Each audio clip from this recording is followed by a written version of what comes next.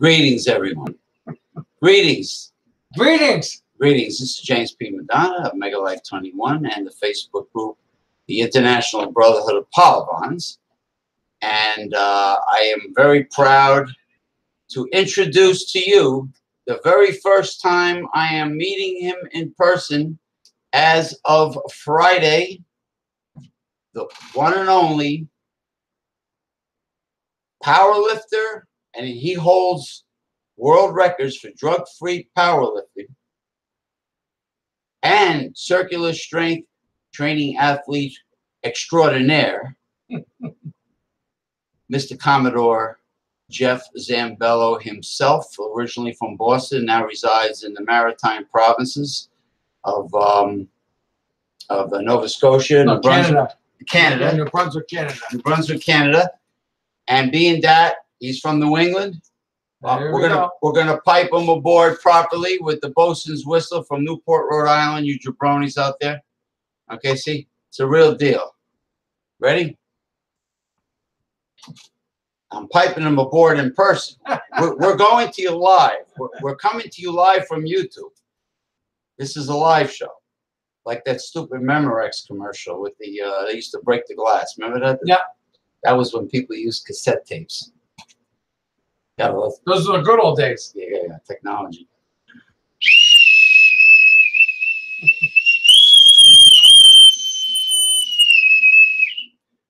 Arr, arr. And I had fish and chips made from really high quality scrod cod fillets at Blackjack Mulligan's. Excellent service. We ate at Blackjack Mulligan's. We had a couple craft beers, lagers, and we had a great meal because and Mr. Commodore Zambello is drinking, believe it or not, his first coffee. Yeah. For the whole day. My eyes are still trying to catch up. Yes, because I need my caffeine. Right. And 7 lucky bells for this live show, very special, epic event. That's not the That's the first class treatment. I'm getting first class treatment from this guy over here. Did they have a bell like that in the Hilton Hotel where? Oh, we were supposed to eat supper last night. You mean? Yeah. Now, the BJ's freaking restaurant. Wait 20 minutes out there. It's 10 o'clock at night, and I'm waiting out there. BJ's. So what is that? A franchise? It's a franchise. All the profits went to Chicago. They didn't say in Rhode Island, New Jersey. I'll tell you that. They went to the local restaurant, okay. the Greek-owned restaurant down the street. Let me. Yeah, you could have went to the Crow's steak like this big. Yeah, you could have went to. They could have went to the Crow's Nest, which is only a few minutes away from the Hilton Hotel. Could have had a high-quality, family-owned restaurant for many years. At least you was washing their hands in the kitchen. Seafood wholesalers originally. I could have had a big-ass ribeye steak only a few minutes away instead of going to some nationally advertised franchise. Okay, let me introduce you. Get there 20 minutes to say, oh, they'll be a 20-minute wait. I'm like, okay. So where was it? Anyway, listen. Jeff Zambello. That's muscles right there. This guy right here holds world records. Now, there's triceps. Look at that. And you are how old are you now? 53 years old. 53, and he holds world records. World record powerlifter, mace swinger, and circular training enthusiast. No, professional. What am I saying? Competition. Oh, there's the camera. Remember in the old days that the guy at the bar was going to hold a 10-pound plate? Yeah, right. And what about where you hold up 2 45-pound plates for gripping, forearm strength? A pit. They call it a believe pinch. Those guys' girlfriends appreciate a nice little grab. You know where I saw that? On the York system of barbell training from 1940s. That book. They used to do the pinch. Yeah, the pinch. So they still do the pinch. Well, there's grip training. You have to go on Facebook. Yeah, there's a scotch. There's a bottle of scotch called Pinch too. But some good. What do you like? McCutcheons and Grants. Grants.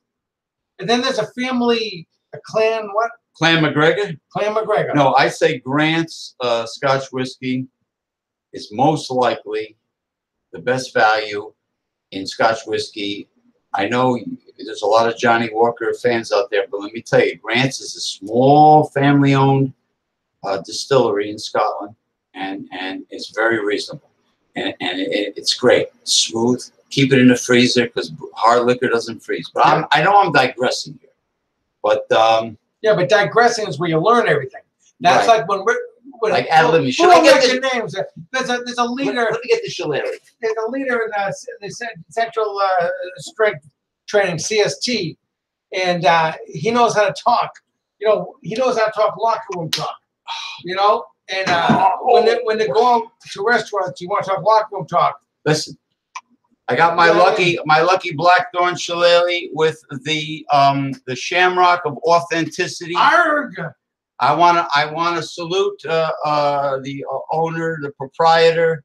That means a single owner, right? The proprietor of the Long Beach Kettlebell Club, he's a good man. Eric Doyle, Irishman, Eric Doyle. Okay, yeah. I'm saluting him with the shillelagh, Blackthorn. That's right. Of authenticity. Shamrock. He's a founder. He's a founder of it.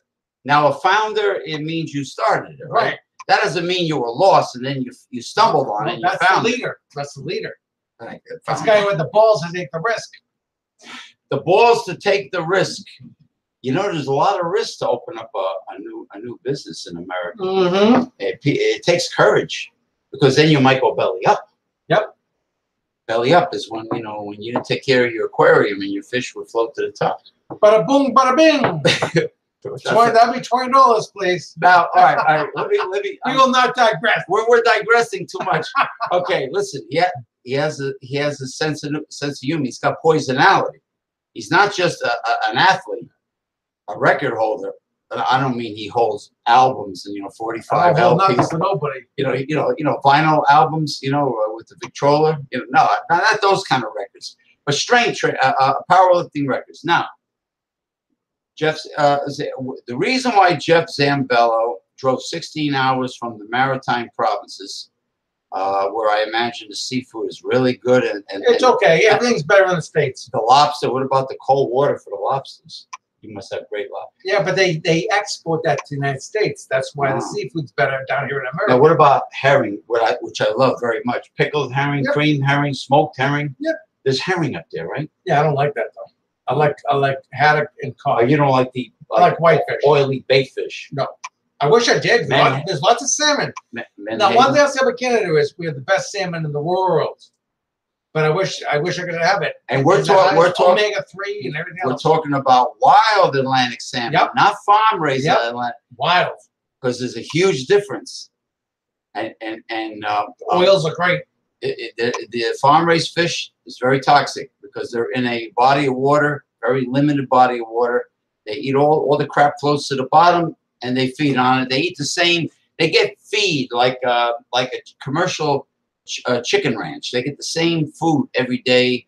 It's not the same. It's like free range chickens eat whatever they want. They get variety. Well, wild caught fish also eat variety, whatever they want. Yep. Now, why is Jeff Zambello here? Why did he drive 16 long hours, which is different than 16 short hours? It's because in a compact car, mind you. In a compact car. A Nissan Micra. Right. Rental car. I don't own that car, but I rented it. It's good on gas. Oh, it better be good on gas. It's very compact. You can probably push it over if you got. Very easy to park around New Jersey. I'll say that much. I can park anywhere. Oh, parking is good over here. With that little car, I can fit that. I can fit that in a cigarette box. So anyway, he's here because this past Saturday, which was yesterday, was how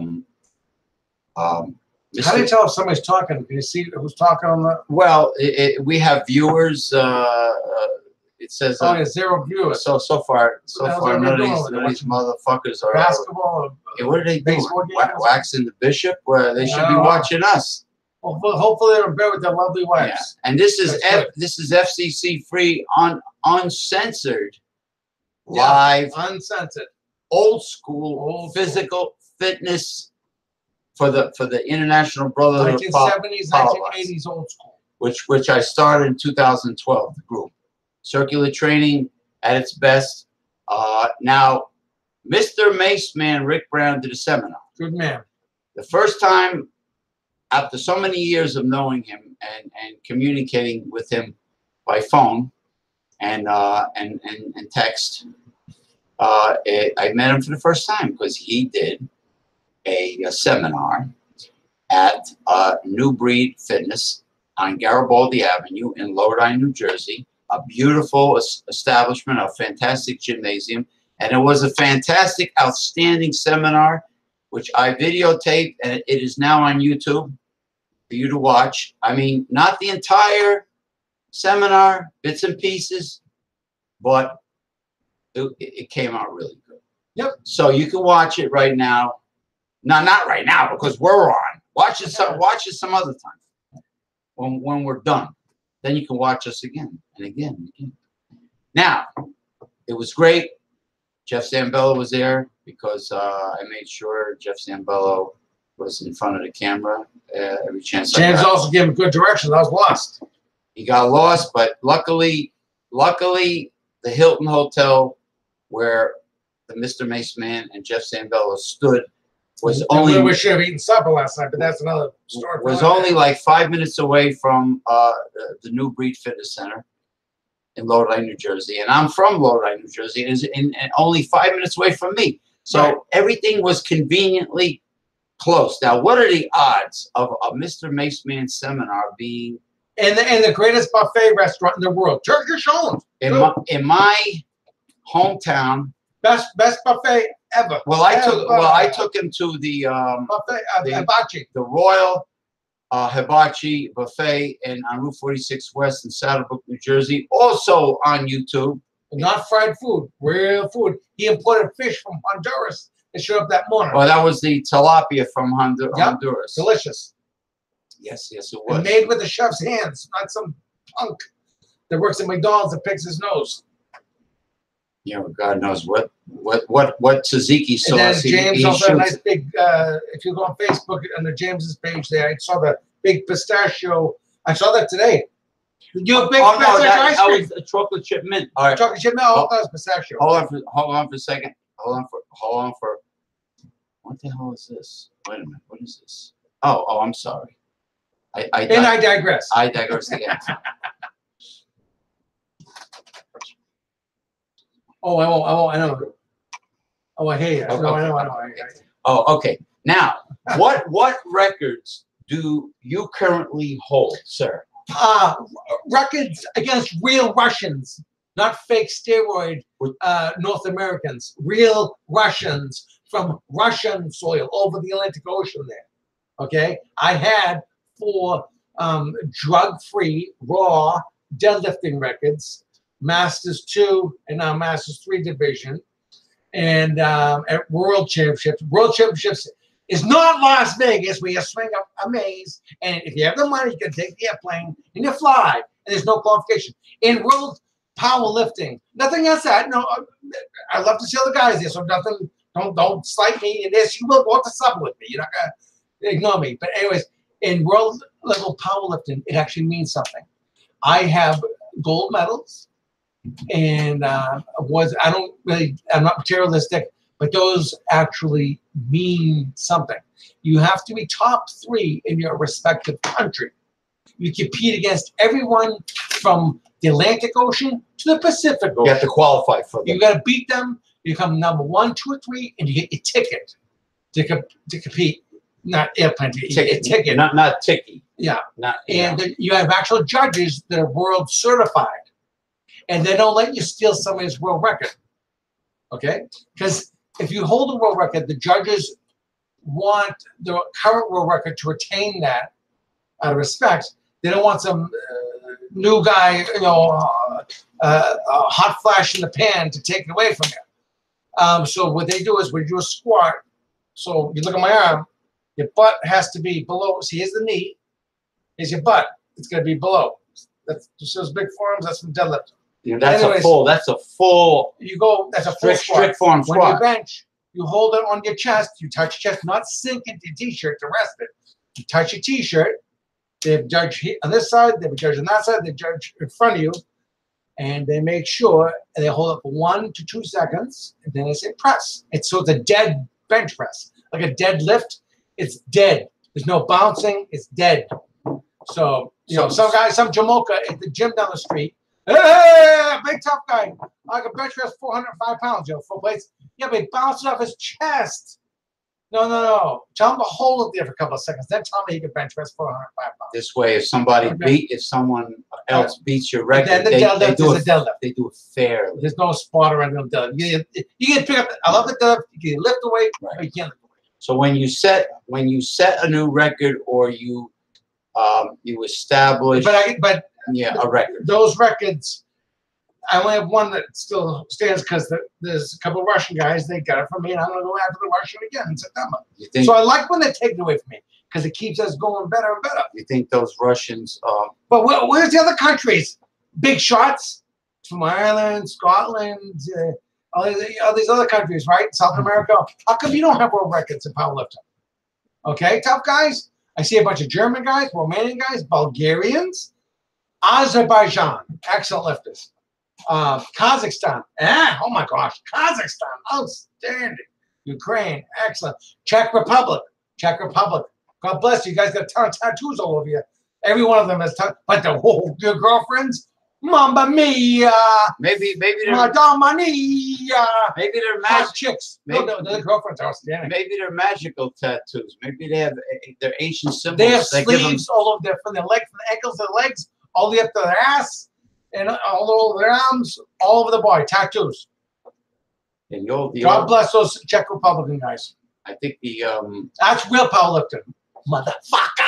I think the old superstition among New England sailors or sailors in general is if you have tattoos on your left leg, you'll never drown. You'll never sink. Last night, 10 o'clock at night, and I digress. You never drown. Something like that. Like you won't drown if you have tattoos on your left leg. I mean, 7 degrees humid.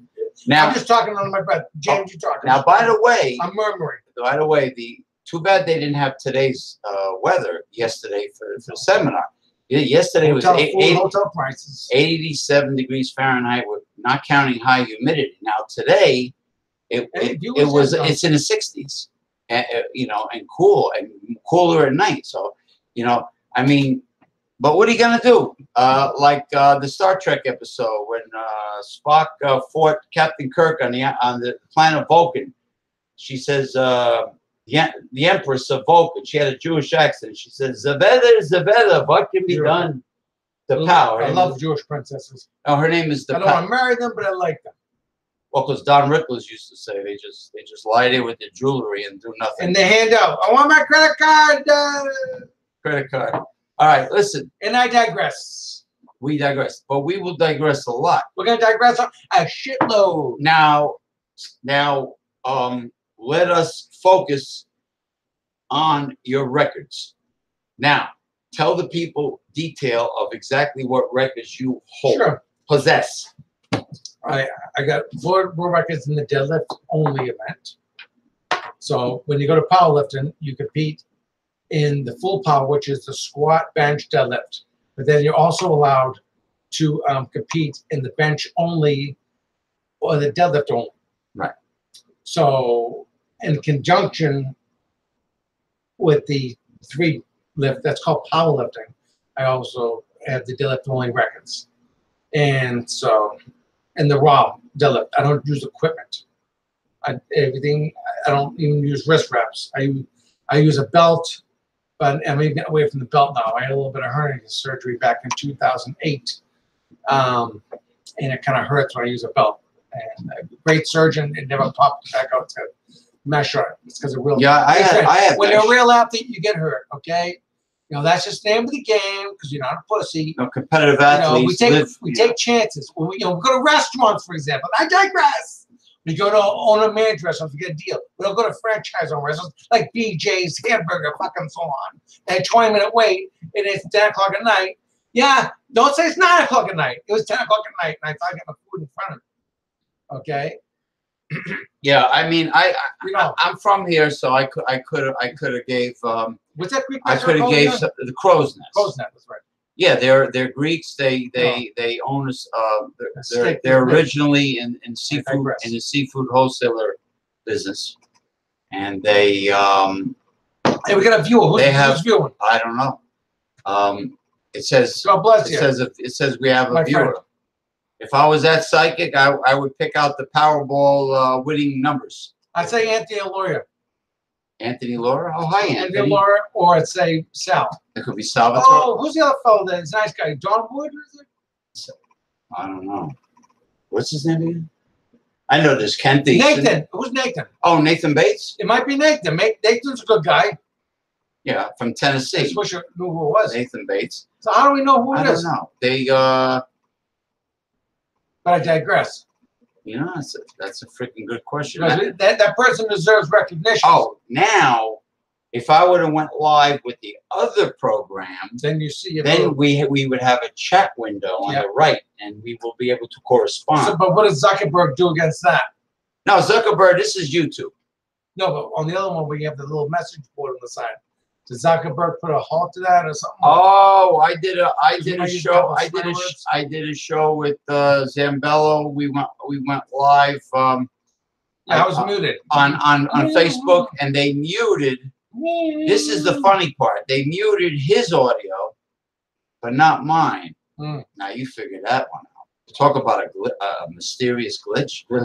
That was weird. Why did my recording go over? I look like I was talking to myself on Facebook, you know. But no, this is Google, YouTube. This is, you know, this is good. Now, this gentleman, drug-free powerlifting records. You were telling me something about people that wear the elbow pads. Oh yeah, the big tough guys. They fucking swing, you know, 50-pound maces there, whatever. You know, first of all, if you get your goddamn elbows or your joints, you know, you're only supposed to lift, and fuck you if you want to challenge me on this.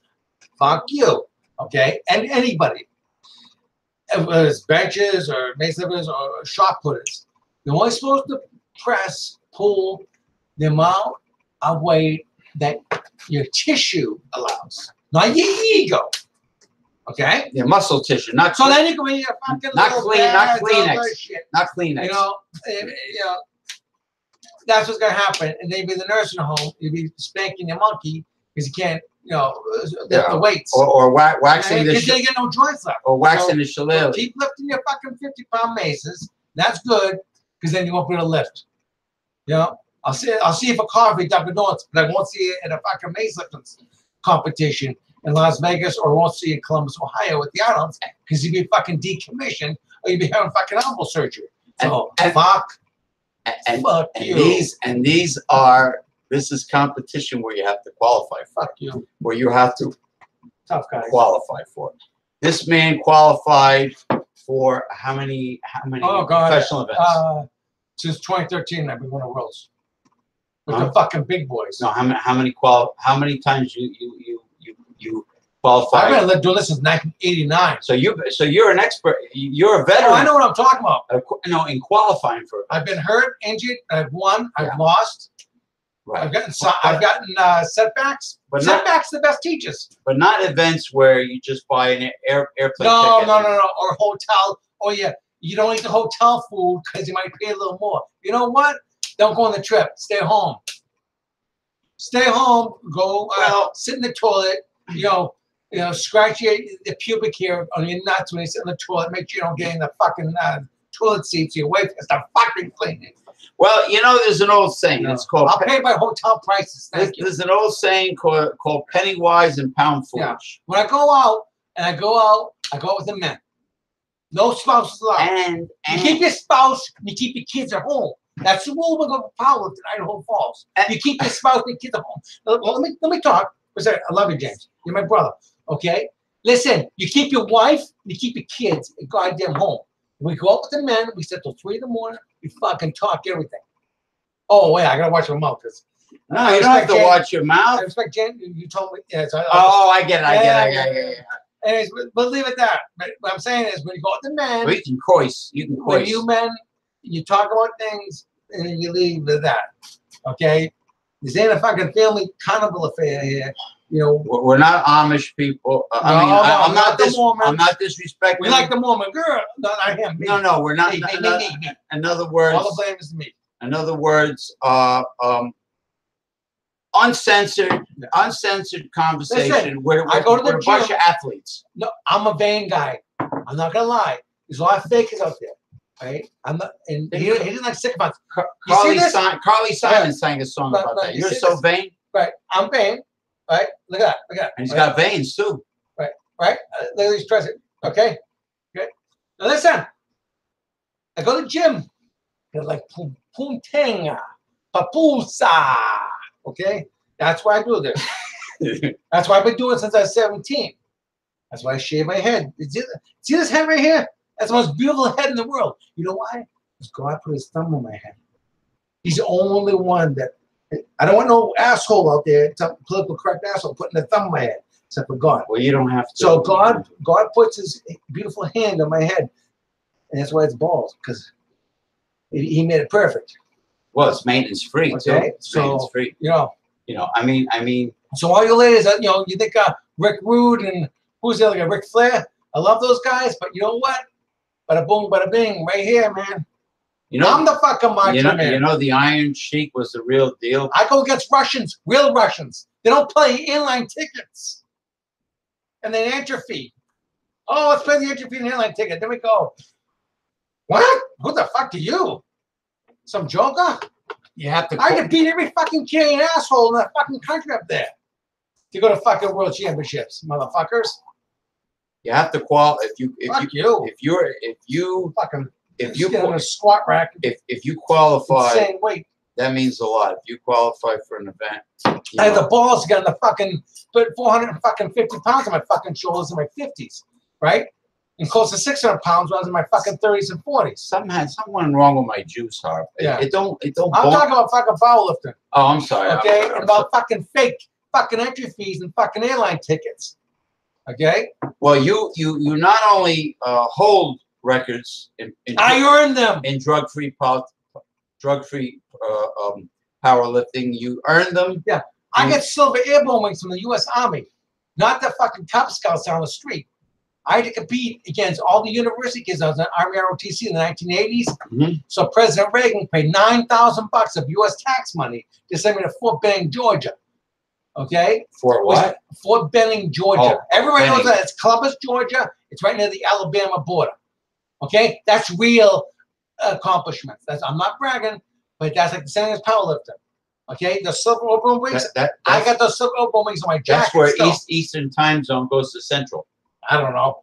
Alabama. It doesn't mean anything.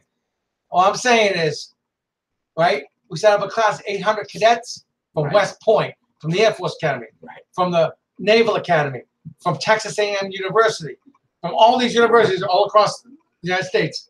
800 started, 300 graduated because they were all scared to jump out of the goddamn airplane or do too many push-ups. Okay, that's the old school days. That was 1986. I had an uncle that was a paratrooper in World War II. Right, that's big balls. Can you imagine going against that? I can shoot against Germans and having Germans shooting you in the sky? That's big cojones. Okay? What about Vietnam War? But yeah, my big tough guy is swinging a fucking 50-pound mace. You know how many poisonous tree snakes there are in Vietnam? And those, the paratroopers that jumped out over Vietnam and ended up in a tree? I know. There's a lot of poisonous snakes. Easy target. We always heard about that. That's why you got to steer. You have the risers on the parachute. It depends which way the wind blows. You have to go with the wind or against the wind. If you go with wind, you're gonna go fast. You can have a serious crash landing. But if you go against the wind, you'll have a nice softer landing. Well, now you have a. You still hurt. Now the old days you had to roll over. You don't just on the TV. They show something you land on your feet and you walk. No. The Army parachutes you have to roll. There is no such thing unless you're elite paratrooper. Then they have these toggles that you can actually you can land. Time is of the essence. Time is of the essence, and you dispose of those parachutes. Well, now there's a military. It's a prop plane that lands like a helicopter, and it's designed for bringing the special forces, whatever, or or Navy SEALs or whatever, whoever, Mm. to a certain location. It lands and they come out. So I mean, but technology, it's amazing. But we digress. We digressed again, but the seminar went extremely well. Yep. And you can watch it on YouTube. Super. And he was an outstanding participant, powerlifter, drug-free powerlifter. Drug-free. And I never even smoked a marijuana joint in my life. And also never had steroids. Record-holding Jeff Zambello, Commodore Jeff Zambello. And just on my grandparents were taking steroids. It was, oh my God, steroids. Well, it's cheating. Well, cheat. It's like all these guys, what is it? Jose Canseco, Mark McGuire, Barry Bonds. I mean, they shouldn't really have bragging rights to the Hall or be inducted into the Hall of Fame if there's a little asterisk, after their accomplishments. Man, at least Carlton Fisk, he practiced. He used to swing an axe against trees, and then when he hit home runs, he earned those home runs. Yeah. Ted Williams used to swing a bat a couple hundred times every single day, and he was the best in history. Best hitter. Yastrzemski, I remember him. And what about Jim Rice? Stan Musial of the St. Louis Cardinals. Yep. Used to train by hitting golf balls with a baseball bat. They pitched. That's an old training trick. Oh, because it's so small. It's small. So now if you can whack golf balls getting pitched at you fast, you don't have no problem with baseball. Yeah. Baseball. But they earned those records. See, you gotta earn things, people. Yeah. It's America. It's America. I mean, come on. Babe Ruth was an outstanding pitcher.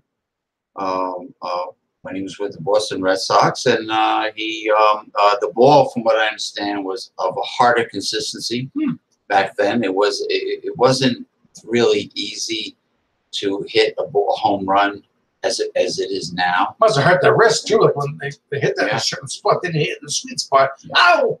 Yeah, no, I mean, these guys were legends. They didn't get paid a ton of money like today. And bitch, you complain they were prima donnas. Yeah, they didn't have the agents back there. They didn't have the salaries. They didn't, they get a little the Nike contracts, little boo boo. Like, I got a boo boo boo. They sit on the bench, Yeah. Meanwhile, there's some poor mother up at night with her kids at 3 in the morning. That's a hero, not some fucking prima donna nowadays. Or Alex Rodriguez having Alex Rodriguez had a lot of good pussy. Cameron Diaz and Madonna. And who's the other? Lady Gaga. And now he's dating Jennifer Lopez. You know that, right? They've been going to stay for a few months. Yeah. And he, these girls. Right now. These girls try to get into the Yankees dugout to see Alex Rodriguez. They got dugout, all right. Yeah. Oh, they got dugout. Yeah, I mean. But I digress. You think Billy Martin and Wade Boggs? His little episodes. Remember the little fan? He was committing adultery there. She used to come to the Red Sox when he was games. With the Red Sox, yeah. Yeah. And when he went to a certain city, I think it was Oakland, California. It wasn't in Boston, but it was in California. So when he played the A's, or I think it was Oakland A's. Yeah. He was with Jim Rice. And she'd tell him, "Hey, I'm not wearing panties. I'm not." So she'd have the popcorn guy or the hot dog salesman come and tell fucking Doug, "Hey, listen, this girl was once, tell Wade Boggs." She told the Bat Boys that there's this girl up there that wears no panties, and he knew exactly who she was. Like Roger Clemens fucking banged the poor Mindy McCready who committed suicide over there, right? You're Roger Clemens. Oh yeah, okay. He's a big guy for a pitcher. Joe Mindy McCready, right? The country singer. No, not familiar with her. Well, I know she's awesome. Anyways, yeah, but I'm saying he was a big guy. He was married. Well, he also took the Jews too. Unfortunately, Roger the Dodger, they called him. Now Wade Boggs had his Wade Boggs was a sex addict. We all are. You mean like not him? Like all his politics. Like Bill Clinton was. Oh yeah, Slick Willie there with Monica. Anyways, but then Trump. They said Trump's back. You know what? Trump's doing more for employment and everything else. Get rid of the goddamn Obamacare and all that bullshit. But again, we had DeGrasse. I got my friend over here. We're not calling this shit. This guy's my brother. He's taking out for several meals over here. Okay? But yet, I couldn't eat the fucking hotel last night. Well, he's my hero because... this guy's got a heart of gold. He gave me some the chimes to go to my wife. He gave me a nice book to cook seafood, so my wife can make me some nice seafood. That's called a heart. Yeah, okay? he got a couple of bamboo wind chimes. You know, he comes over to the semi yesterday. He's got a heart for all the lifters there yesterday, right? All the mace lifters. Well, and he stays. He's on his own time with his poor mama home here, right? I tried. You know, yeah, I enjoyed. And God bless his sister. His sister. Yeah, my sister, you know, helped me out. God bless her. I enjoyed the seminar. I enjoyed videotaping the seminar. I liked the owner of the place; was very nice, and also most of all, meeting Mr. Maceman for the first time, Rick Brown. Yep, Rick Brown's awesome. And it's just a shame that Eric Doyle's a good man. It's a shame that he had such a small window, such a short period of time. You know, by the time his plane landed, by the time he checked into the Hilton Hotel, by the time he could have eaten at the restaurant. By the time he, you know, he did the seminar, he didn't have much time. And then he had to be at Newark Liberty Airport at 4 a.m. the next day, and he's in Jersey, and he, you know, he wasn't ready for dinner until like after 9 p.m. I think. Right? Yeah, we want to get. Because you see this white Caucasian guy, I'm gonna become a redheaded, furious paisano here with smoke and fire coming my ears. You sound like Kevin Sullivan. Remember him? He's from Boston. He's he's a famous professional wrestler. He's Hall of Famer. Okay. Kevin Sullivan, the Taskmaster. Yeah. So he actually took risks in life too. He put his body on the line too. Well, he managed Jake the Snake. He brought Jake the Snake Roberts. Mark Lewin, a legend from the past, big guy, Mark Lewin. The Purple Haze, they call it. Purple Haze, Mark Lewin. Yeah, no, he was great. He was great. But anyway, I digress again. But getting back to dinner, you know, I mean, you know, hotel food, hotel prices. You know what, man? Stay home. You know, when I go on trips, you know, listen, I'm a hardworking guy. I save my money. I know where I'm going. Okay. I know every year I know it falls in September. I know it. So every paycheck, I put a little money aside. It's like my property taxes. They're, I think, $2,500 a year, $2,400 a year. So that's cheap. So that's every reasonable. month, wow. I get paid twice a month. I get paid every other week, right? I put $100 aside every paycheck. Electronic banking, it's all paid off. When I save my trips, but when I go on my trips, I spend the money. I stay at the best hotels. Okay? I take a nice shower. I take a nice shit in the toilet. I don't worry about who's smelling my fucking farts. Okay? But you get enough fiber in your diet. No, you know what I'm saying though, man? I stay in my own hotel. I stay in the best hotels. I look at the girls. I mean, I eat all the food I want. I don't pay. I don't need McDonald's. By the way, I don't need McDonald's when I'm on trips. You stay home. Okay? Well, if somebody stay home. If somebody, let's say, if you train that hard, if you're putting enormous weight in the shoulders, squatting, and ready to break your fucking back, you eat the food. You don't go to a fucking, you know, and then you get to the restaurant. I was training all day. Oh, bitch, 20-minute wait, sir. I walked away, man. I had to go. I was fuming. But I'm the bad guy. I had to eat. Again, I got to feed these fucking guns over here. Well, you know, I would. Hey, I would have. You know, you think I'm crazy? This is life. This life, and this is drug free. God gave me these. This is drug free. You don't like these? Talk to Jesus in heaven. This is drug free. That's what he made me. This is drug free muscle mass at Jesus. At its best, and Jesus, and the Holy Spirit it blows right in my heart. I swear like a longshoreman. I'll admit it. But you know what? The Holy Spirit is my heart. I love God, but there's hypocrites who beat the horn as soon as they go to the church parking lot. There's a lot of hypocrites that go to church every week, and not screw over people. And we're talking about organized religion. No, I tried to talk to my friend last night, and my friend was what I'm talking about. James told me don't mention it because I love James. James doesn't cause shit, so I'm not gonna cause shit for my friend here because we don't want to wreck friendships. You can give hints. You can give hints if you want. We'll give hints. But I was talking to my friend about a little fun, a little locker room talk, okay? But then there wasn't shared. You share the locker room talk. You're with men. There's no girls. There's no little kids there. You know, let's go to Dairy Queen for an ice cream. No kids. Listen. No. These are men. You have athletes. You stay home. You have professional athletes. When you go home with the wife, my wife says, I got a little boy. He has special needs. I love my Mikey. I'm his daddy, right? He controls me. I'm like a little pup with a string. I weigh 220 pounds. My son weighs 100 and some pounds. You know what? He's my boss. When daddy's home, he's the king. But when daddy's on the road with power lifters, with circular strength trained athletes, we go to restaurants, we talk locker room talk, like Donald Trump did on the bus until somebody squealed on him. Was Donald Trump was on a bus? Yeah, with Billy Bush. Oh, I don't know. You do know that story on his campaign. Remember Donald Trump was on the bus and he said, "Oh, I could touch. I could." No.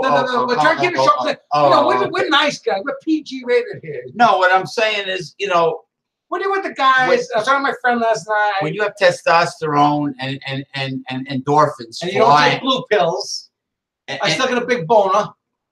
Right, and you're not. I digress.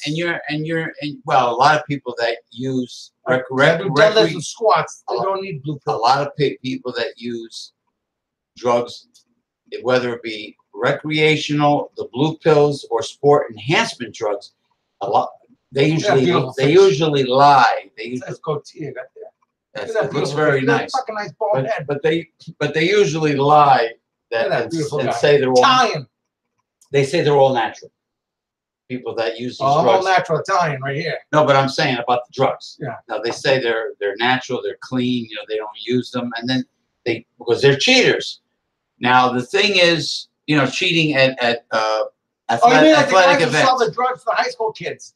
Yeah, that's nice. No, You're a hero. I mean the muscle heads that lie and say they don't do steroids. By buying those steroids, they're supporting high school drug use.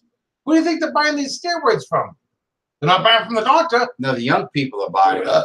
The young people I digress. Are predominantly using them, buying them. Right. No, I'm talking about 40, 50-year-old guys using them too, and they're buying the drugs from some fucking asshole in the gym locker room. I'm looking at all you crooks, right? And you're supporting all these guys, the same guys who sell the marijuana to all these high school kids, and the heroin to poor single mothers, and they get addicted. You're evil. Yeah. I might swear like a long showman. I got the Holy Spirit in my heart. Now, on Holistic Health Talk, I have ran into a few middle-aged, older gentlemen that were jacked up looking who said... Yeah, veins all over. They said they were natural. They're not natural. They said they were all natural. Bitch over there. They lie. And then they, they put information about how, holistic they are, and they're into all this... nutrition, herbal medicine, blah, blah, blah, blah, homeopathy, whatever. But they lie, they blatantly lie. Now, a certain someone from the United Kingdom. Yeah. We don't name names because we all want to be friends. We're brothers here. Brothers in the circular training circular pun training intended. Circular training circle. Yeah. I digress. Where's that fucking bell? Get that bell open. In the circular training world, who during one of Rick Brown's seminars to the United Kingdom. Yeah. We're not supposed to mention names, but go ahead. All right, we digress. No, I don't think. No, I don't. How about the California surfboard? They were in a restaurant, and the UK gentlemen were bashing Americans, and a good friend of Rick, couldn't take it anymore and got up and walked out of the restaurant. So this individual got very angry with me, and he's apparently no friend of Rick Brown either. He doesn't like either of us. He's mad at me because I had said that this photo of an Australian she-girl, a bodybuilder who's jacked up to the max, like Bev Francis or something. I had said that she has to be on the juice because estrogen doesn't do that to a woman. He got so pissed off. Imagine wake up to a girl in the morning like that, James. Ugh. Well, he says, all you people out there assume that just because someone's big that they're on the juice shit. And she is on the juice. Of course she's on the juice. She's got a clit this big. She's jacked up. That's not a joke. she's jacked up to the max. She's jacked up to the max with veins and everything and muscle mass. Yeah. Of course, estrogen doesn't do that. Yeah. So this individual Hey, started. Mom, let me bring home this girl. She looks like a fucking man. Oh, okay. So he started calling me cupcake to try to get under my skin, and you know, he accused, and I said it on the video. I used the word with Oh, wait, 2 viewers there, Jim. That's good, man. with a British accent. I said he accused.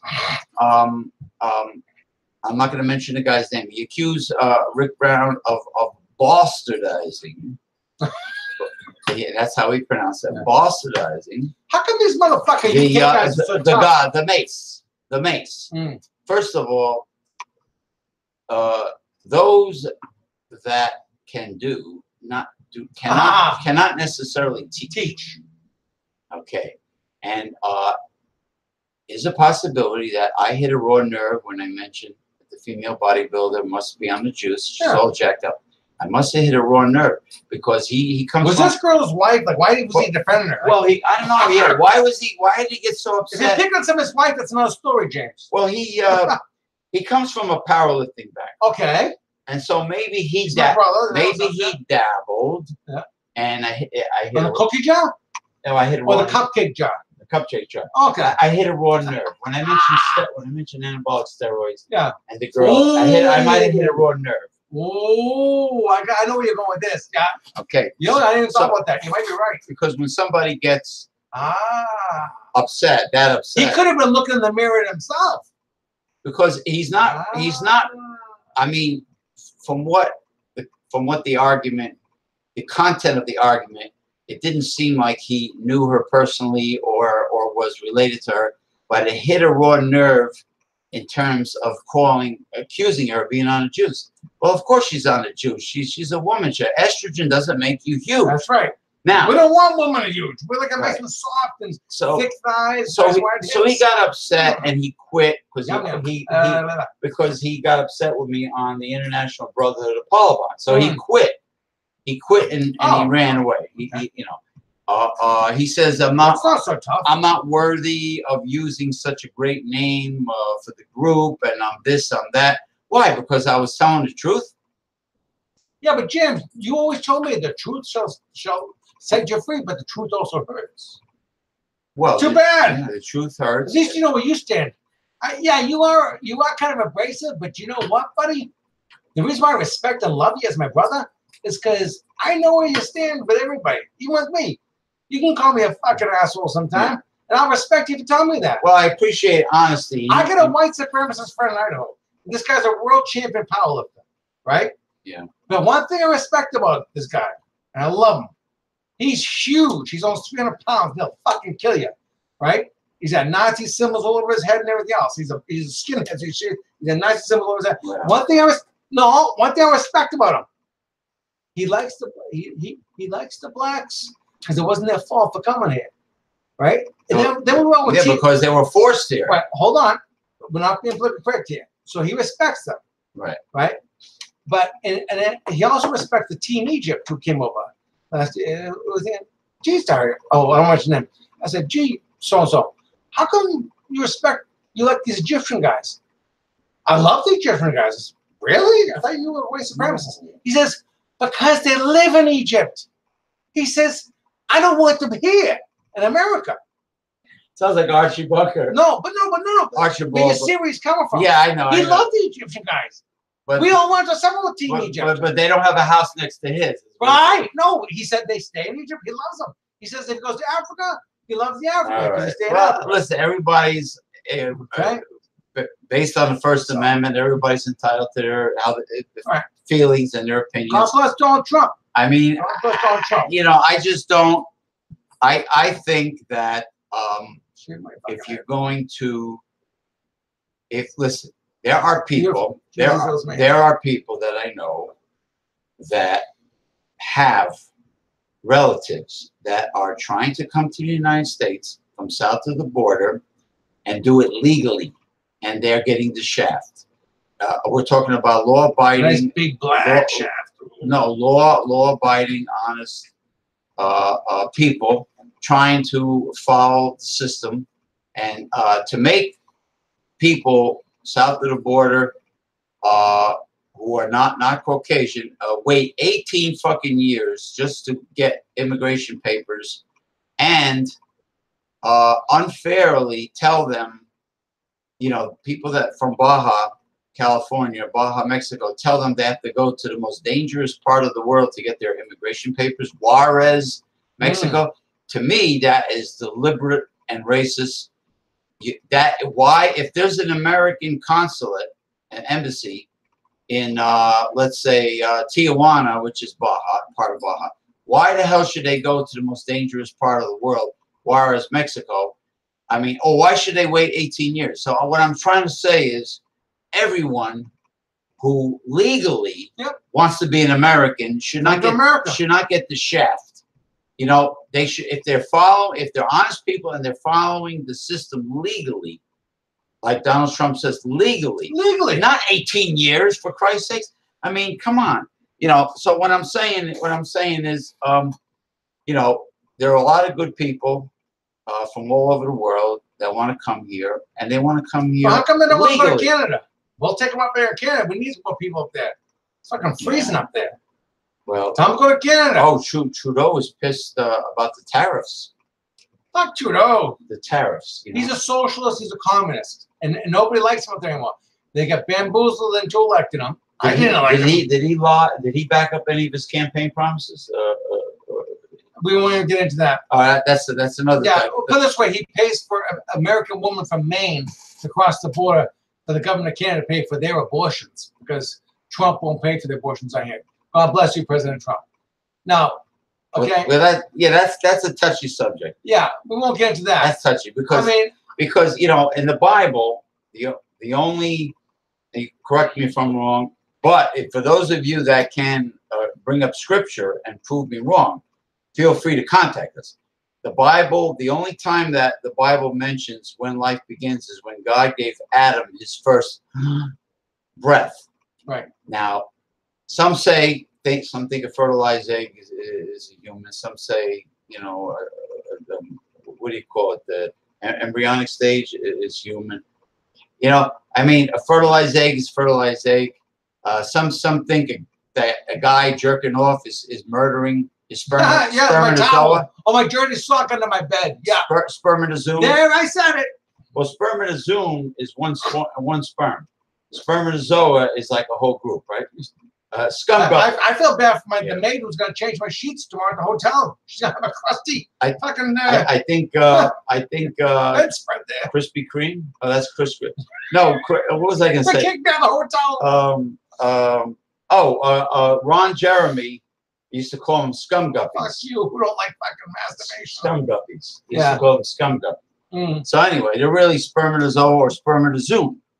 Now, I killed a few sperm on the bed sheet last night. It's a fun. You moited them. Yeah. You murdered them. Ooh! Handcuff me! Handcuff me! Oh man! You know who gave me? You know who got this bell? My late great former co-host who passed away. I'm gonna get you the king, because you're the king of comedy. God rest his soul. Not Kevin James. God rest his soul. Well, yeah, but Paul Wolkowinski got crowned. Oh, okay. What do I got there? Oh, Krampus. Okay. King of comedy. There you go. Oh, you should be crying. You would look. No, you're the king, man. You're the king. I'm just a fucking pawn. You're the one that's taking all the risk of putting the. You know what's better than the pawn? Prawns. You know those jumbo ball guy. You know those jumbo shrimp prawns? Yeah.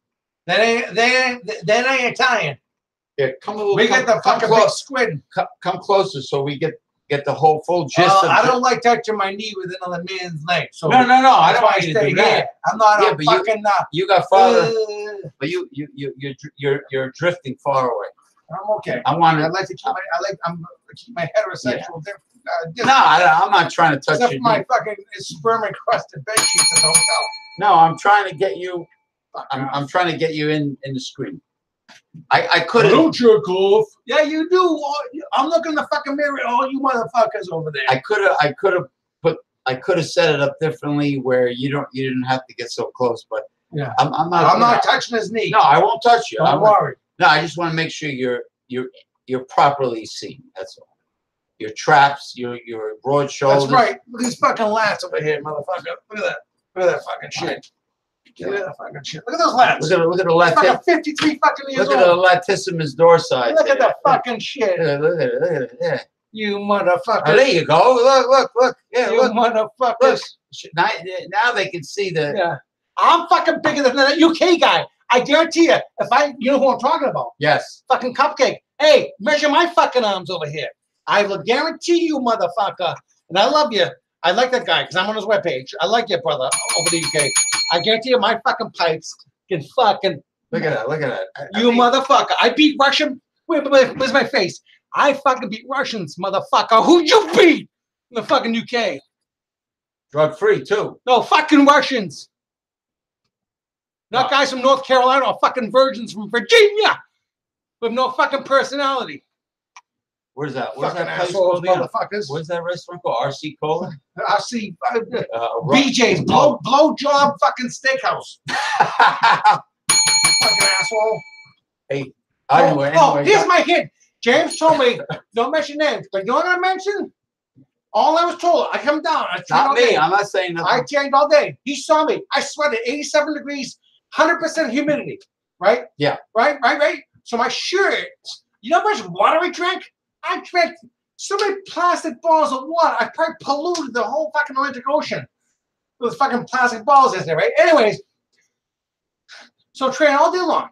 10 in the morning to about 5 at night, and then I stay for an hour, and then Ding Dong was on the fucking end of the bench. We're all talking, all the CST athletes. CST means circle strength. But again, some motherfucker in Washington State doesn't want anybody else using that circle strength. You know that's patented? That's why they had to call it. They had to call it up. And I like that guy in Washington State, but unfortunately, he's such a dickhead. You know, I know he his initials are SS. I know. He's a good guy. Oh yeah, okay, sorry. He's got the first name right. I get the last name. Well, right. Anyways, so here's the deal. It's circular strength training, right? CST. I live in Canada. I got a couple of kids. You know, don't tell me what to do. Well, don't tell me who to like. It's CST. So I'm with all my CST friends. This motherfucker who didn't want to pay for a hotel food, right? I had to go fucking eat at fucking blow job fucking steakhouse last night. I'm bad. Oh, I'm mad. That's bad. Did you know that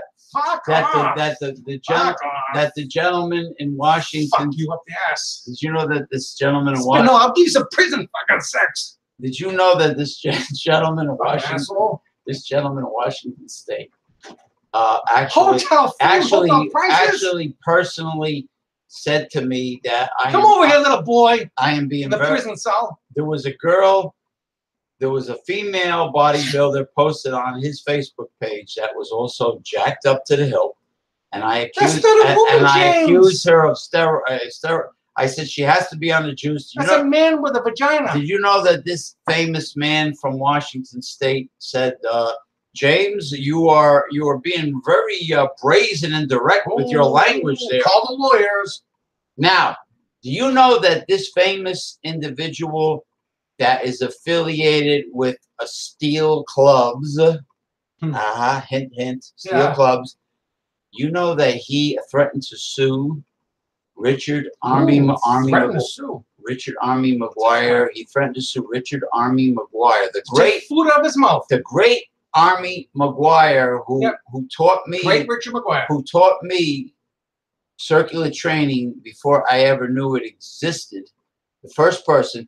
He threatened Richard Army McGuire with a lawsuit because he used the word circular training. Now, let me ask you a question. Circular strength training. Circular. Now, the word circular, is it in Merriam-Webster's dictionary? Of course. Is the word training there? Of course. How can you copyright words that are in the King's English Webster's dictionary? How can you copyright it? It's the same way that the goddamn Queen of England gets fucking tribute every year. They should fucking assassinate the fucking queen over there. What the fuck she taking all this fucking money for? Ooh, hey James, watch out! I hear the FBI coming. Oh my god, man! Yeah, but aren't they the biggest welfare? Isn't the royal family probably the worst welfare cheats that ever lived? In God's exactly. They move. They're moochers, right? Yeah. Look, you know what I love is that pastor over there. Curry? Was it Pastor Curry last week? I'm not. Remember when the Oh, yeah. He The was royal wedding. beautiful. The Anglican priest who spoke. Yes. Oh, I remember the him. African American Anglican. God bless you, brother. He's talking about love. And boy, the deli had their Charles's wife there, the old hag there with the dried up pussy. What's her name there? Dried up pussy. Yeah, she's I don't know. the divorcee who married Prince Charles, the father of the bridegroom. Anyways, when this guy was talking about love, all the British people, not just the British royal family, but all the British family in the crowd, but you could see all the American guests were smiling, like Oprah and everybody else, and Serena Williams and all the American. Oh, she was there. Smiling. Yep, and they were all smiling because they all believe in love. Okay, we need to love each other, people. Now we don't need to sue each other like Richard Army and taking money out of his pocket. Right, and he's from Massachusetts. And the poor guy doesn't televise anymore. It taught us so much. You know, he's originally from Massachusetts. Yep. Richard McGuire. Now he lives in Redondo Beach, California. He lives in the condo from Redondo.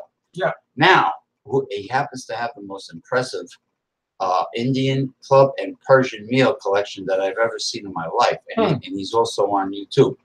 But what about these pastors that are using the Bible and God as a front to make a fortune? Don't get into that, man, because I like a couple of those guys. I don't like the 54 million guy, Jesse Duplessis, who takes money out of elderly people who have maybe are mentally incapacitated. Because he wants another private jet. Yeah. He wants a second one. And they're all poor single mothers. You know, they can't afford to pay for their kids, but they send them donations. Now, this is the thing. But I like some of these guys. I do like Joel Osteen because I have my own issues, and the guy lifts my spirits up. I need that. In other words, otherwise he'd be jumping. He's a good motivational. He's a good counselor. Motivational spirit, like Tony Robbins. Right. He's not biblically backed. No, he doesn't mention scripture. No. Right. But he is a good man. Now, if a person is a pastor and they're supposed to spread the word of God and the Bible, but not condemning you. Right. To scare people. Okay. Now that pastor's church scare me. Congregation should never become a mega church because he should be helping the poor, because the Bible is loaded with verses of the rich helping the poor. Yep. Now, so therefore, if you're collecting donations and there's a leaky roof and the church needs a new roof, that's fine. His family have to live. His kids have to be fed. Hire some local carpenters, put some money in their pockets. Right. I mean, put the poor carpenters to build the roof up. You know, maintain the church. Okay, but a pastor does not need a mansion or a Lamborghini or Cadillacs or the limo. Boat, the little boat that goes in the Texas River and all this other shit. Yachts. Yeah. And put your wife in fucking jewelry. Let alone private jets, wife in jewelry.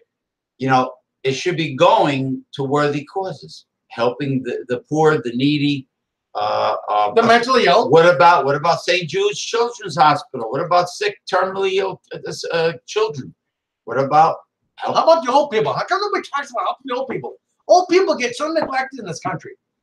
Aren't the old people they're living in poverty? No, but aren't the old people the ones who raised us, who worked hard, who worked 3 jobs? But they're abandoned. But all we always talk about is the poor kids and the poor this and the poor that. How about the old people who nobody gives a shit about? They're abandoned. They're abandoned. Nobody goes visit them in the nursing homes. They don't even get a call. How about the church pastors go visiting them for fucking 5 hours at a time and having coffee with those people?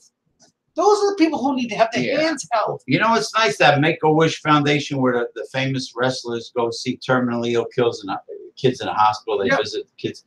I mean, or actors and actresses could do the same thing. You know, I think it's wonderful. Charitable. Yeah, but a lot of the athletes do that. A lot of guys in the NFL do that.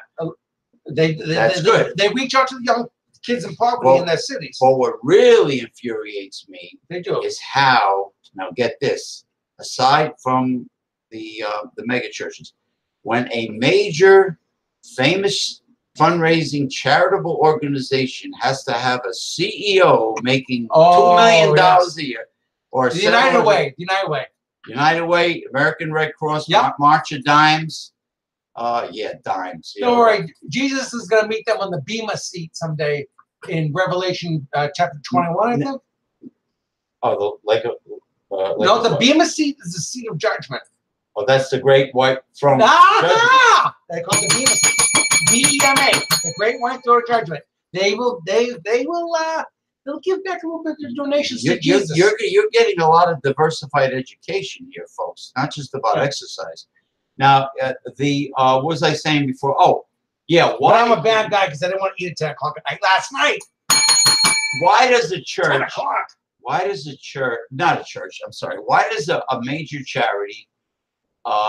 Can't they consist of like volunteer workers on a voluntary basis? It's a charity. What's wrong with having volunteers? Why do they need a CEO making $1 squillion a year with a golden parachute? Why do they need that? It's a charity.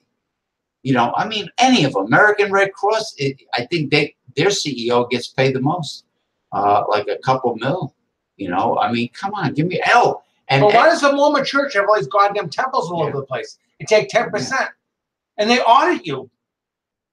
I'll admit it. I was in the Mormon church for a little bit, but then I found out the only reason why I joined them is because I was interested because Jim McKay from ABC Wide World of Sports in the 1970s put everybody on pedestal, all these fucking Mormon athletes that went to the Olympics. So I said, geez, they must have something I don't. So then I go to Idaho Falls World Championships in powerlifting. I go to the business center. The fucking missionaries sending me all these phone calls and stuff. So anyways, then I learned about it, and then I realized it's just a big money scam. Oh, because only it's a false religion. How come people just can't stick back? The Apostle Paul and the Jewish prophets from the Old Testament. The Old Testament. How come we just don't stick with that? And even Jesus warned her. What did Jesus say in the book of Revelation? You shall not add or take away from this book. The last chapter of Revelation. Right. Yet all these cults, Scientology, the Mormons, the Jehovah's Witnesses, fuck you, Jehovah's. Yeah, but it was you brainwashed these people. It was a direct warning to God's gonna mess them up. And Richard Nixon was part of his whole cabinet. Haldeman, H.R. Haldeman, John Dean, Ehrlichman. Look up at Google, motherfuckers. You think I'm full of shit? Now, who was part of the Church of the Christian Scientists? Oh wow. Loma Linda, California. Who was Loma Linda, California. Loma Linda means something on the hill. Means sperm. I don't know, but it means sperm on the hill. Something on the hill. Anyways, right? No, it wasn't in Spanish. I was gonna say, who was B.B. Rebozo? I don't know. I know who Fatty Arbuckle was. He's a fucking rapist.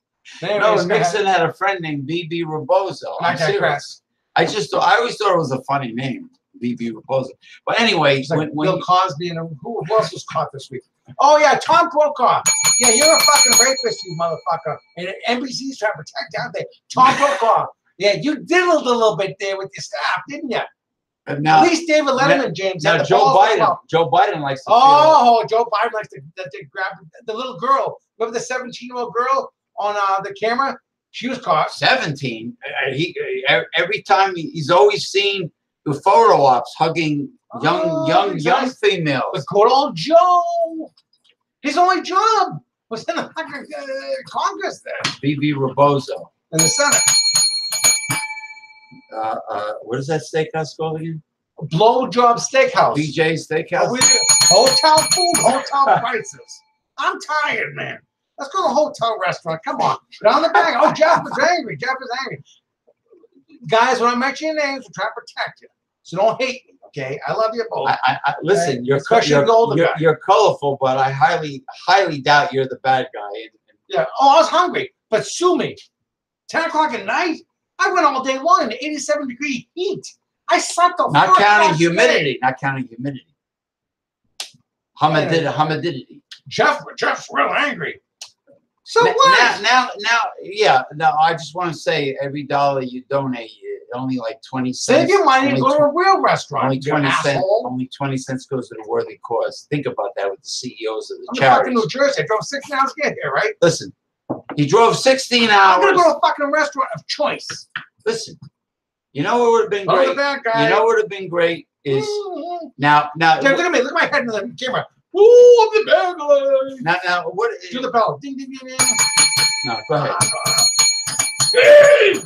Now, you remember the term when we were kids, party pooper? Yeah.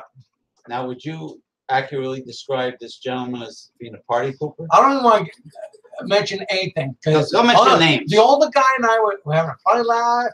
We were using the F-bomb sometimes. It was funny, you know what I mean? Just nobody could hear us. It was a crowded restaurant. But you know, I go, with your face, what are you looking like this for? Get your fucking up. Listen, this guy. Pull the pants down in 2 seconds. I'm gonna show my fucking cock in this fucking thing. I'm gonna fuck you with it. Listen, this guy. This guy is to testosterone personified, pure 110. You don't look at me like this. You're gonna go out to supper me. I'm gonna spend on mine on supper, and you're gonna look at me like across the table like this. Hey James, this is the way the guy looks at me. Because I was talking to the older guy. The older guy was funny. We were talking about old time bodybuilding. And what about the trunk? Something about a trunk. Something about his trunk and his trunk. And, something about his trunk and your trunk. I got a big black boy's butt, and I'm proud of it. Yeah, well, don't. Oh, there you go. Well, that's from squats. That's from squats. All right. Yeah. How many girls look at my ass? Hopefully my. Okay. I thought I heard a sound. Oh. Okay. Okay. We didn't hear a sound. I thought I might heard. have been a little fat come on my ass. No, I just had some shepherd's pie. What was the name of a nice restaurant we're to right now?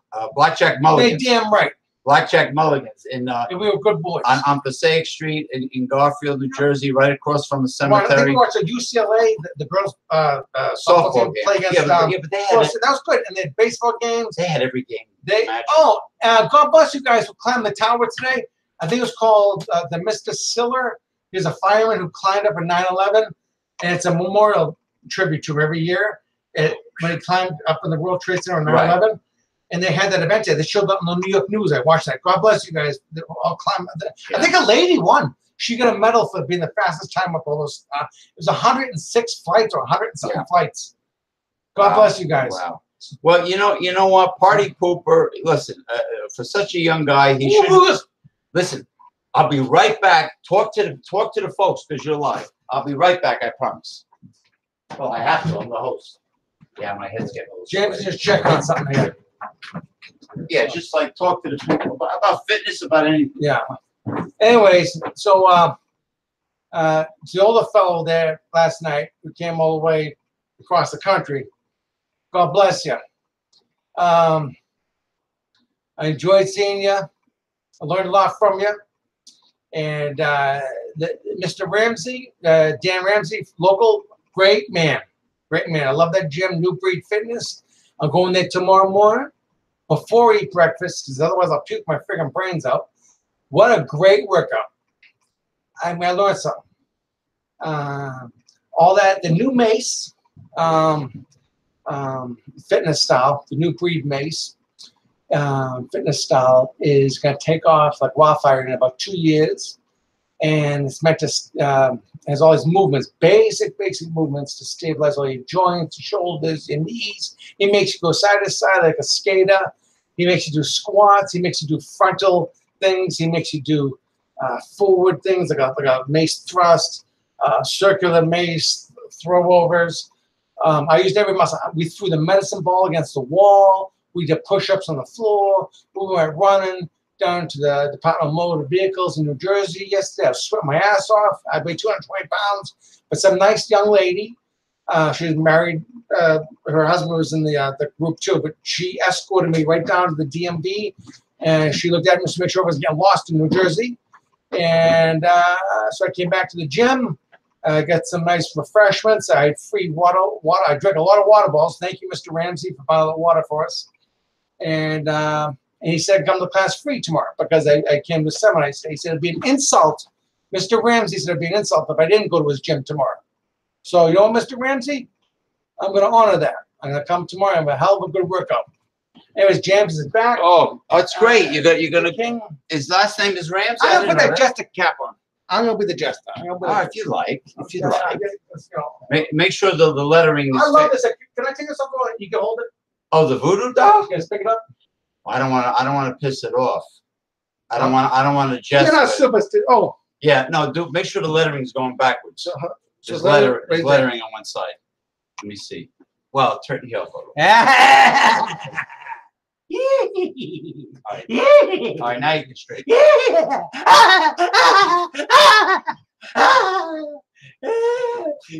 Now, don't forget. Now, this is 100%.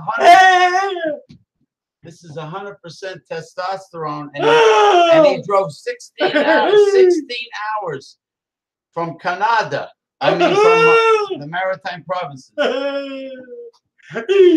Listen, I don't want you to get too. I don't want you to get too upset. I want you to have fun. And oh, you mean like I was upset last night because I ate supper at 10 o'clock at night at Blowjob Steakhouse. Yeah, no. Was it Route 17 South? I was never there. I think it was it Paramus? I don't know, Paramus, Seamanus. I don't know where the hell was it. Spermazoa, New Jersey. I don't know. You know, I as a rule of thumb. But this is a happy time. It's very happy. As a rule of thumb, I don't. Hold on.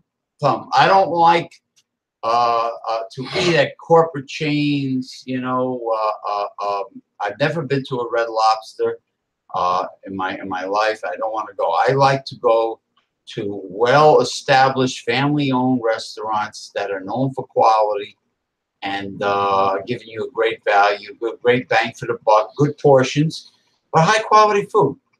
Now, why on earth? So I wish somebody would have called me to get a recommendation, because then these gentlemen would not have to go so far to a place where they had to wait for a table at a 20 minutes at a late hour, because a certain someone from way down south in Dixie. Dixie, hurrah, hurrah. Dixie. Hey, what happened? What happened to the viewers? You son of a bitch. You bastards. You rat bastards. You abandoned us. Hey, you. Hey, listen. Now, I just thought of something. You look good in that. I just thought of something. Why must people in a specific fitness circle, like let's say it's the circular training circle, I don't care if it's circular strength training, circular strength training from Washington State. Right, I don't care what. Now in this circle, call my lawyer. Why must there be cliques? Show my arms. Why must there be cliques? When I was in school, in high school, there were cliques. When I was in college, there were cliques. Yeah, James, he's bigger than the guy at the UK's arms. Look at that. I don't know. I think they are. I never met the guy. I compete against Russian guys. Did he compete against Russian guys? I compete against real Russian guys. But I was told by I was told by bouncers. I'm from Russia. I was told by people that got into fights with steroid juice head bouncers that they had like a fake strength. In other words, I used to hang out with this dude who did a lot of steroids, and we did security for professional wrestling at the beginning before I got involved in it. All right, he wanted to roughhouse it in the ring after the TV taping, so we got in the ring and we locked horns. You know, within 30 seconds, his bicep tendon snapped. Damn right, did. His bicep, Jeff. They always do. Was up to here. They always do. It's like boing, and it's like this guy is like always do getting hit injections. Like the Fram oil filter guy said, "Pay me now, or pay me later." All those steroid guys always get shoulder surgery. So what happens? Because their muscles are a lot stronger than the tendons. It's like the 50-pound mace guys. So it's imbalance. These elbow joints aren't going to handle 50 pounds, people. So in other words, there's an imbalance. Do another sport for 50 pounds. Stick to 25 pounds, and you'll last a long time. I don't know what I'm talking about. I've only been doing this since 1989. I'll be corned beef, brisket, and cabbage. I don't know what I'm doing. Corned beef and cabbage and 50-pound mace. I don't eat the boiled potato though. That's kind of boring. but I have elbow. And I'm not talking about the older guy. I love him. But there's other guys in it. All I see is these young guys in their 30s wearing fucking sleeves in their fucking elbows. But I see a 60-pound mace, 44-pound mace, 20 kilograms. I tell my wife all the time. I said, how come all these guys that do 20-kilogram maces all have elbow sleeves on one arm? Not both arms, but one arm is totally jacked up because they have elbow chips, bone chips. You think that after they went to the doctors, they'd straighten out? Now, what you? But I'll pay for my airline tickets. I'm gonna go to Las Vegas and swing a base. Now, what you and I, pay the entry fee. What you, I, and Mr. No qualifications. No qualification. Now, when we were eating, drinking, and having great conversation in the Hilton Hotel, it was you and the older fellow, myself, and I'm old too. So when I call him, he's not in this. No. Guys that are awesome guy. The legendary Mr. Maceman. Okay, we'll mention him by name. Rick Brown. Okay, nice man. When we were in we had a wonderful conversation, joking around. I met him for the very first time, and what you and I were talking about on more than one occasion is what counts, and also with Rick, what counts in physical fitness is longevity. Yep. All right. What you can do at 21, 20, 25, 30, 35, 40. This looks damn good to me. It's not like, it's not that important in the whole scheme of things compared to what are you going to achieve when you're 60, 65 years old? What are you going to look like? What are you going to be able to do? Look at that. So longevity of physical fitness, quality of your physical fitness. How long are you going to go? You're going to go to distance. Look at Paul Terrace, Walt Kowinski. God bless him. You originally may you heal. Yes, God bless you. But God bless you. May you completely be cured of your courage. You didn't quit when you were sick. You prevailed, buddy. You see what he did, despite the chemotherapy. He's strong. He continued to do videos and swing the clubs. And he's got healthy joints. And the guy, tell me Paul doesn't have healthy joints. He's over 60 years old. Yeah. He's over 60 years old. And he didn't use his illness as a crutch, as an excuse to do nothing. Cop out. No cop out for No Paul. cop out. To give up. To just simply real balls. Give up. Big balls. So the guy's going through chemotherapy and he's still doing videos. And he's losing his hair from the treatments. And he's losing muscle mass, of course, because he's seriously ill. But now he's in remission, from what I hear. God bless him. Yep. God bless you, Paul. Knock on wood. Knock on blackthorn. Yep. Shillelagh. Oh, that's pretty hard wood. Okay, and and he's doing great. And then he did a seminar in Perth, Australia, which was great because he was ready to go on his oh my God, I think it was his 3rd Indian Club World Tour, and he had to quit because he found out he had a serious illness. And he's coming back to Jersey though in September 8th. Let's plug Paul. This year? Yep.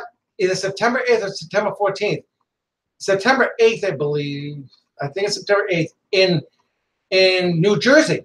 I think it's at Eric Rayolph's gym. Oh, again in Randolph? Oh. It's in New Jersey. Oh, no, it's in Connecticut. Sorry. Oh. Paul Wolkowinski is going to be in Wilton, Connecticut. I'm plugging him. Oh, in Connecticut. Wilton, Connecticut at the Wilton Fitness Center on Danbury Road. Okay, so he's booked for September 8th. Look up on Facebook. Wow. He's booked for an event. Yep, with Kelly. And he also did an event in South Korea. And that guy swings good too. Yep. That place in South Korea. I seen the videos. Was it Seoul, South Korea? Seoul, South Korea. Yeah, he was there. And but as far as his world tour, which is amazing because the guy at his own expense goes on these world tours, but he completed 2. But the 3rd is when he got sick. Poor guy. So he had to cancel it. But at his own expense, he healed himself through circular training. Yeah, well, that's what his medicine. Well, kept his morale up. That's right. Well, when your morale's up, you get good hormones. Yeah, your immune system must get a lot stronger when you're motivated. Now he traveled, like I said, all over the world. Yep. And every taught a lot of people. Every Indian Club World Tour it involves a different part of the world, different segment of the world. And he came, of course, here, and we did a couple of videos. We went live. I took him to another buffet.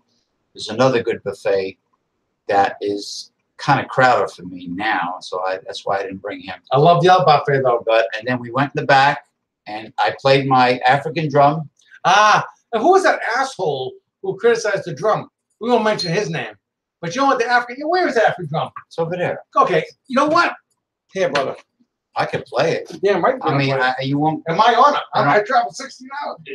Yeah, just throw the. I'll let you throw it. Throw the your stuff. No, you get that shit. Oh, everything. Yeah, just put it on the bed.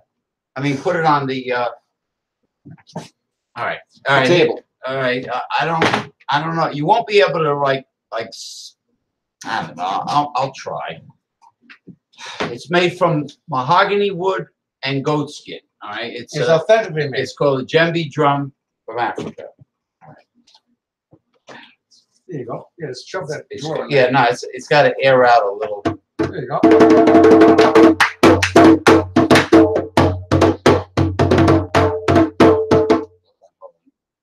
How are they gonna? Man, it's a little tough. You know what? I'll try to use my thighs. Yeah. To really hold it.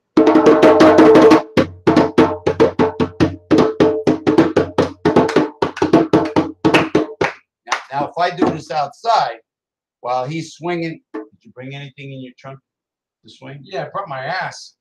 No.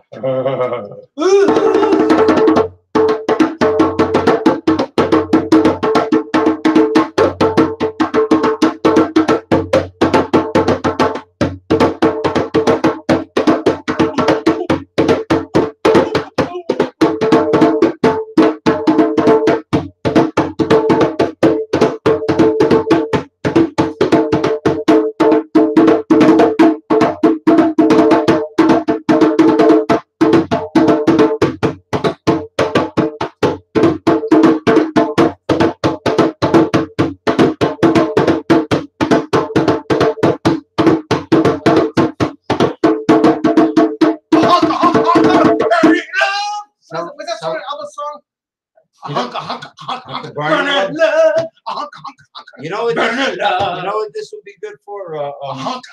This song. I'm a hunka. It's Carlos Santana, Black Magic Woman. Oh yeah, I like Carlos.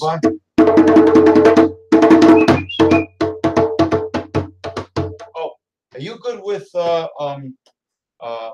like making up, like telling a story? You know, like when William Shatner used to like. You mean like Irish limericks? Like, in other words, you tell a story, and you well, if you could rhyme words, that's good. But like, yeah, I could do that. Like I could do like the one for me and two for you. No, one for you and two for me, and I won't say anymore. You know what I'm talking about, right? Like the hippies. I'll bongo. Oh, and you Mr. Tambourine Man, play a song. Like something for a circular training. Circular training. Straining. Yeah, that's right. My forearm is kind of sore. That's that would be a. What's one of these dangerous say? That would be a constipated athlete, a circular strainer. Yeah, would be constipated. Now, Rodney Dangerfield said, "I was so poor that in my neighborhood the rainbow was in black and white." My name is Benny Hinman or Henny, whatever his name is. Benny Henn. Oh. And I take your money for my honey. He miraculous. So I can fly to all the tropical sites where it's nice and sunny. So send me your money. He miraculously removed a lump from a woman's purse. So full of crap. It's all staged. They're all bad actors who couldn't make it on stage or television commercials. You saw Crest toothpaste. So that's why they were Benny Hinn. You know who's the most hilarious? Shysters. You know who's the most hilarious TV evangelist? Peter Popoff. Oh my God! But the prayer cloth. The miracle spring water. You ever see the lady when she throws her crutches up in the air and starts dancing, saying "Hallelujah"? Up in the air? Her crutches. Oh yeah, we had a crotch tail today. We didn't have a cocktail. Bada boom, bada bing.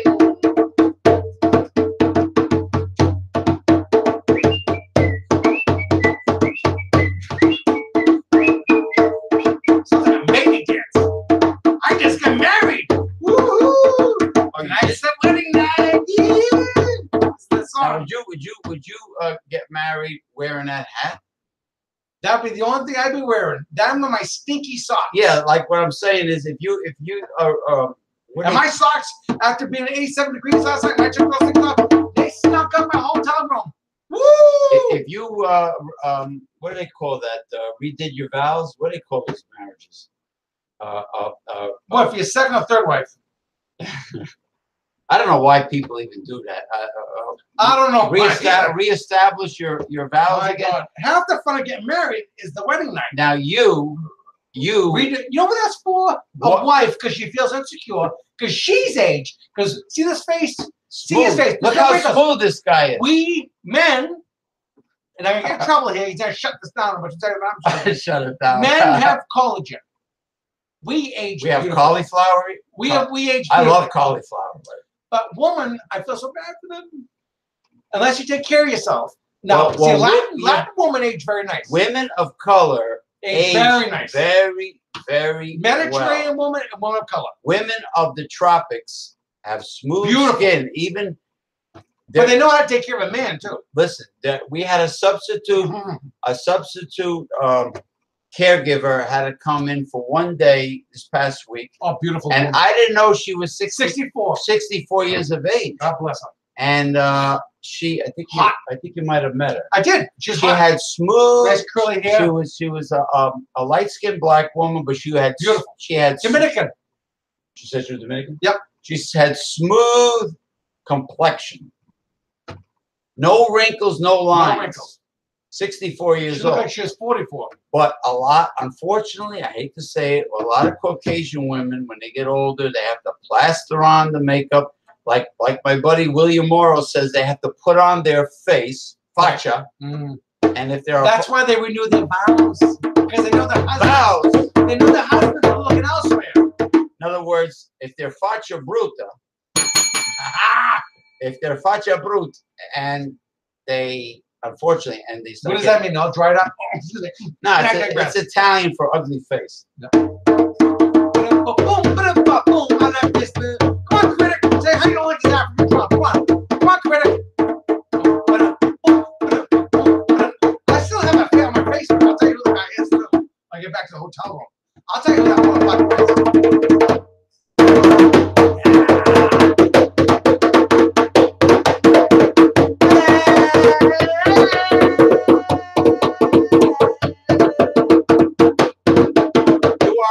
Hereby, as of tonight, you are listening and viewing the post seminar that was in my town of Lodi, New Jersey. This is a spiritual, so all our brothers spiritual awakening of the circular strength training. The blessing that took place when Mr. Maceman was here in my hometown. It took place.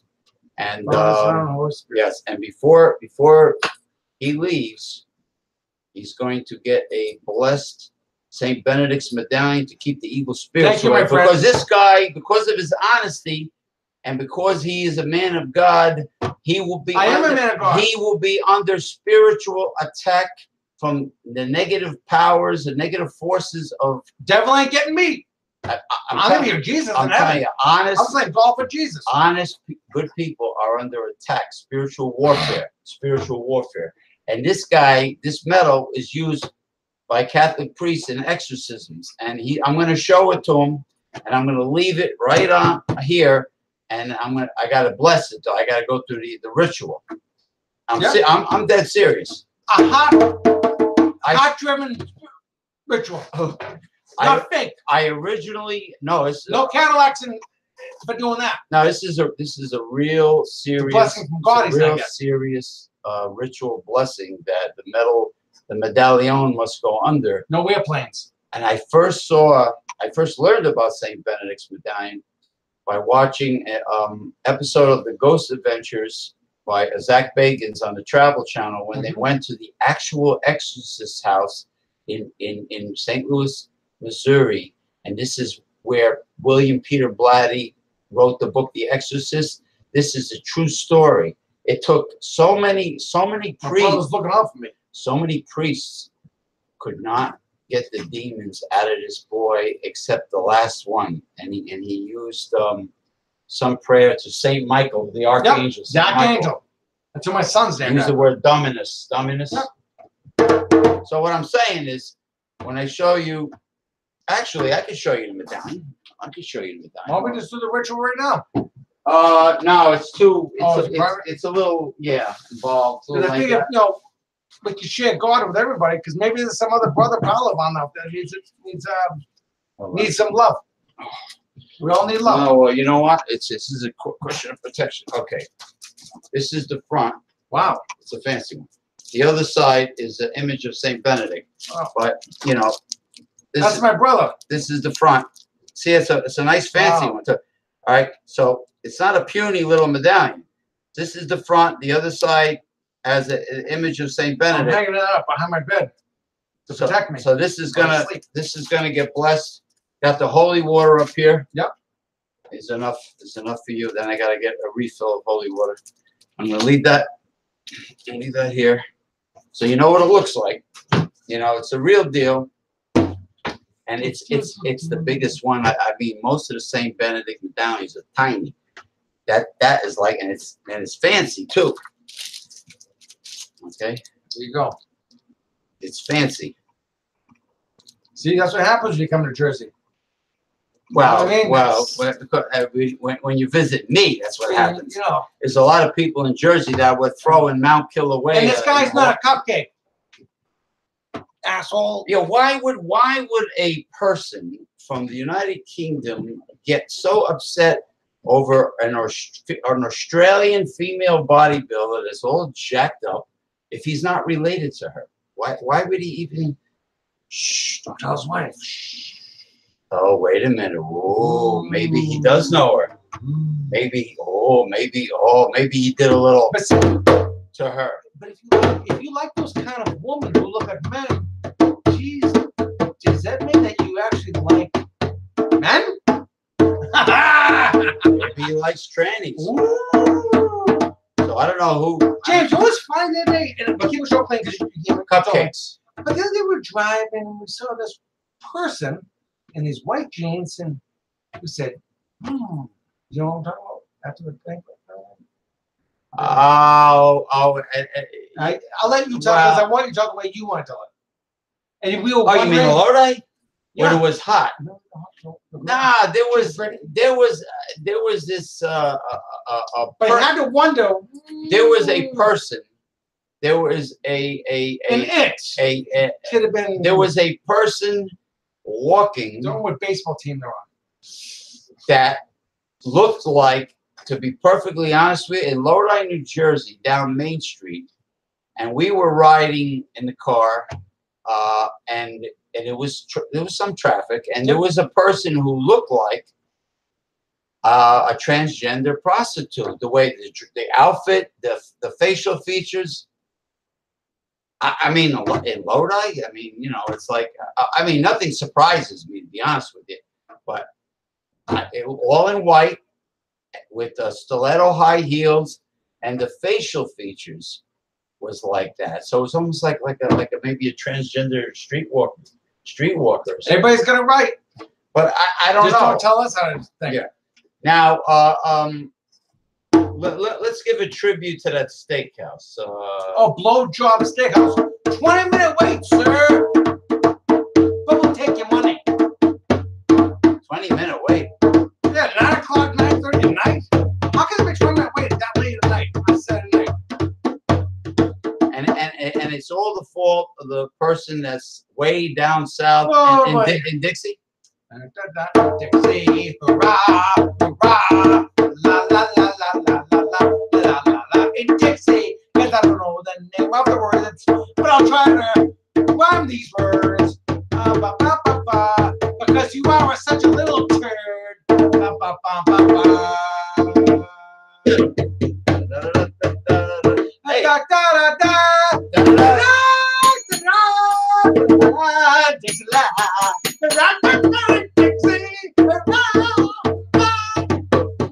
Listen, I mentioned to the man way down South Dixie, I says to him, you know, there's a famous seafood buffet called Captain George's in, I think, Virginia Beach, Virginia, but he got in big trouble. He got in hot water, so he had to either permanently or temporarily shut down. The guy like grunts. Who did that? Zuckerberg? No. Oh, I should have said that. No, the guy from way down south said, it just like looks at me. He wouldn't even look at me. He goes, he went like this. He went, like I wasn't worthy to actually converse with. Hooray, hooray, la la la, and Dixie, and I got my ass shot, and all my cousins will die. My Yankees, who can shoot through the sky? New England Yankee, 100% testosterone right here. La la la, and Dixie, la la la la. I don't want the northern states to tell me what to do. La la la la la la la, and Dixie, and that's why I lost the war, cause I'm very, very sore. And you know what? The Union Army is very sure that they're gonna kick your little asses all the way up the north. La la la la la la la la la, Dixie. Don't forget those 2 slices of kosher pastrami held together with a little horseradish mayonnaise. From Cat's Delis. Is it Cats or Gazzos? I thought there was a Cat's Isn't there Italian slang for Gazzo? in San Francisco. Oh, sorry. Cat's Deli? No, A there's little bit of pastrami, string pastrami. La la la. You mean the kosher pastrami? Something to do. Now, wasn't the beef? Now, speaking of pastrami, wasn't there didn't the Beastie Boys sing a song called Brass Monkey, that funky monkey? That song smell awfully funky. That sounded very evil. Brass monkey, that funky monkey. What was a brass monkey anyway? Brass monkey, funky. I know what a brass knob is. That funky monkey. Brass knuckles, I know. Brass monkey. They don't have brass knuckles in northern New Jersey. Listen, let's give a tribute to evil brass monkey, the funky monkeys that break apart when you try to exercise with only in Ireland, though. They break apart and they're projectiles, I think. I don't know. Yeah, they're loadable too. Brass monkey. You almost decapitated one of my gym members. In Ireland. Watch out! Hold on. There's a flying monkey like in the Wizard of Oz. Oh, here we go. Here. Remember the flying monkey? Oh, yeah. I'm a flying monkey from the Wizard of Oz, but I went to Ireland. And something happened in UPS. UPS really sucks. They're a shipping company, but they broke the evil monkey. Oh. And I became a projectile, and I'm gonna get sued because I own the jam where one of my members got killed. In their family's estate. The lawyer will come to my office tomorrow and take all my little weights and my little maces away. Hey, we got the same color on, right? I just noticed that. Navy blue with the red background. I'm the court jester. Projectile. And here is the king. The King James Bible. The only true Bible. Because I like when it says, thyself, thy shall, thou art. Well, you have to have all the these. Don't change the words. All the these, thys, and thous, because I gotta be honest with you people. The King James, the original King James Bible, using the Old English language, these, thys, and thous, or whatever, was the first translation. I think it went from the Bible, went from Hebrew to Greek, and then to English. I think it was the first English translation of the Holy Bible. Now you have to have the concordance. Very important. Yeah. Because then it's easier to look things up. But you also have to have the Holy Spirit in your heart, because that can be a concordance too. What's that? The Holy Spirit can also, if you read it and you take it in, you'll be able to understand and you meditate on it, it'll come to you too. The Holy Spirit is the best teacher. you could be an evangelist if you. I don't want to take people's money. How about I just be a good brother Paladin? You know what? There's a gentleman. You just reminded me of something. There's a gentleman from. How about a street pastor who goes up to poor people in the street for no money? You're gonna like this. I like street pastors. And I want to introduce you to him on Facebook. Good. Mr. Jeff Bankins of Louisiana does religious sermons and with strongman competition events. He's in the Guinness Book of World Record for pulling a bunch of SUVs with his neck. Mm-hmm. He's actually in the Guinness. But he doesn't call you Cupcake though, right? No. He's the real deal. No, he's the real deal. His certificate from the Guinness Book of Records is on the Palavon page. Mm-hmm. It's in the photo album. No, he's for real. He set a record. The Guinness Book of people were right there. Yep. And he does strongman competition. That followed by trying to talk to kids, talking about the Lord. Encourage them. Right, and then he does like a Christian sermon.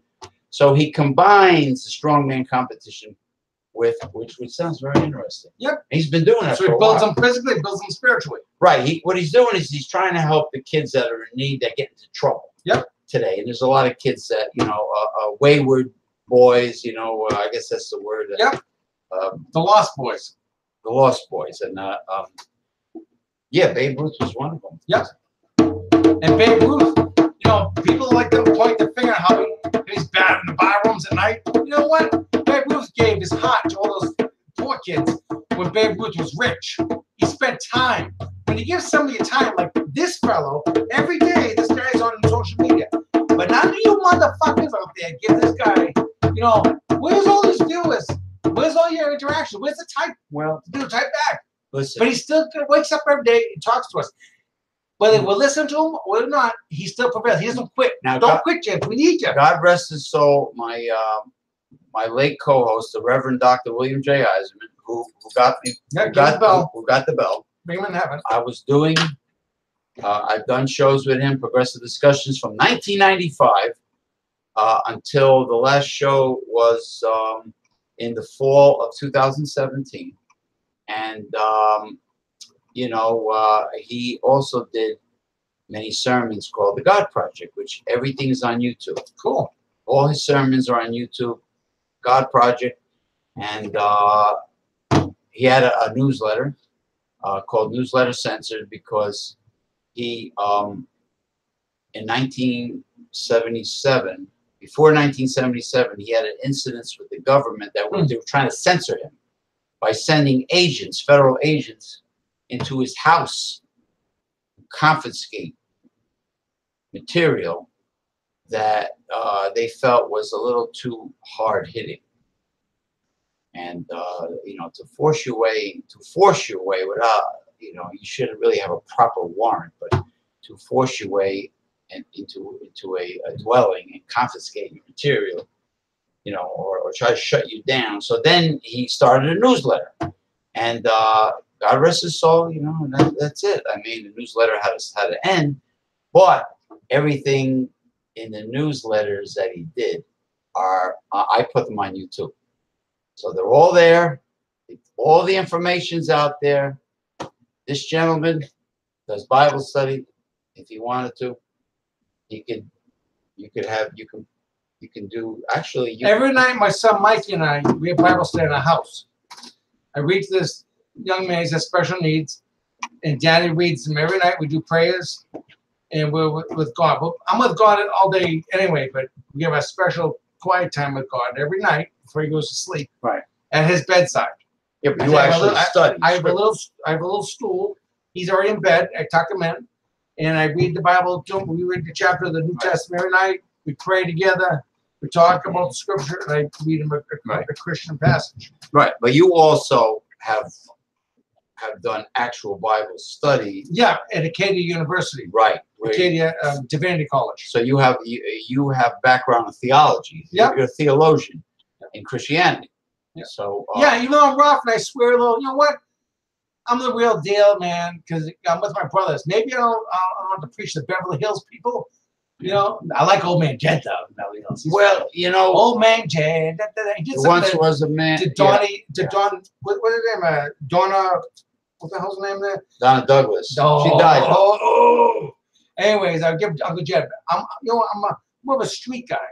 So you see, yeah, you can get the message out to. I have a lot of my friends that train with. They've been in prison. They made mistakes. There's a lot of young guys. But you know what? The good guys with the girlfriends, they have a bunch of kids. But you know what? They need help. I need help. I need help every day. Not just when I was a young guy. And there's spiritual men that helped me along life's path. Because everyone's a sinner. But we all have to get back. That's right. We're all sinners. But you know what? We're all children of God. And we do have God in our lives. You know? Right. Now, just because I look at a girl's butt walking down the street. Now, some people don't condemn me to hell. All these proper guys, all these preachers in the church, the fancy churches. Oh, you don't come to church. I'm not going to hell. Well, you're not. Jesus said there's one way. It says in the Old Testament, James. Yeah. There's one way to get to heaven. That's through His Son, Jesus. Right. Now, speaking of that, some people are. Jesus ate with people like me. Some people are under the impression. Pharisees didn't like that. No, some people are under the impression that the law was completely nailed to the cross, and then once you become a believer, you can throw the law out the window, and you don't have to live the godly life or the Christ life. Actually, your salvation has to be on God's terms. Right. It's not all on whatever terms you make up. And that's what we're talking about.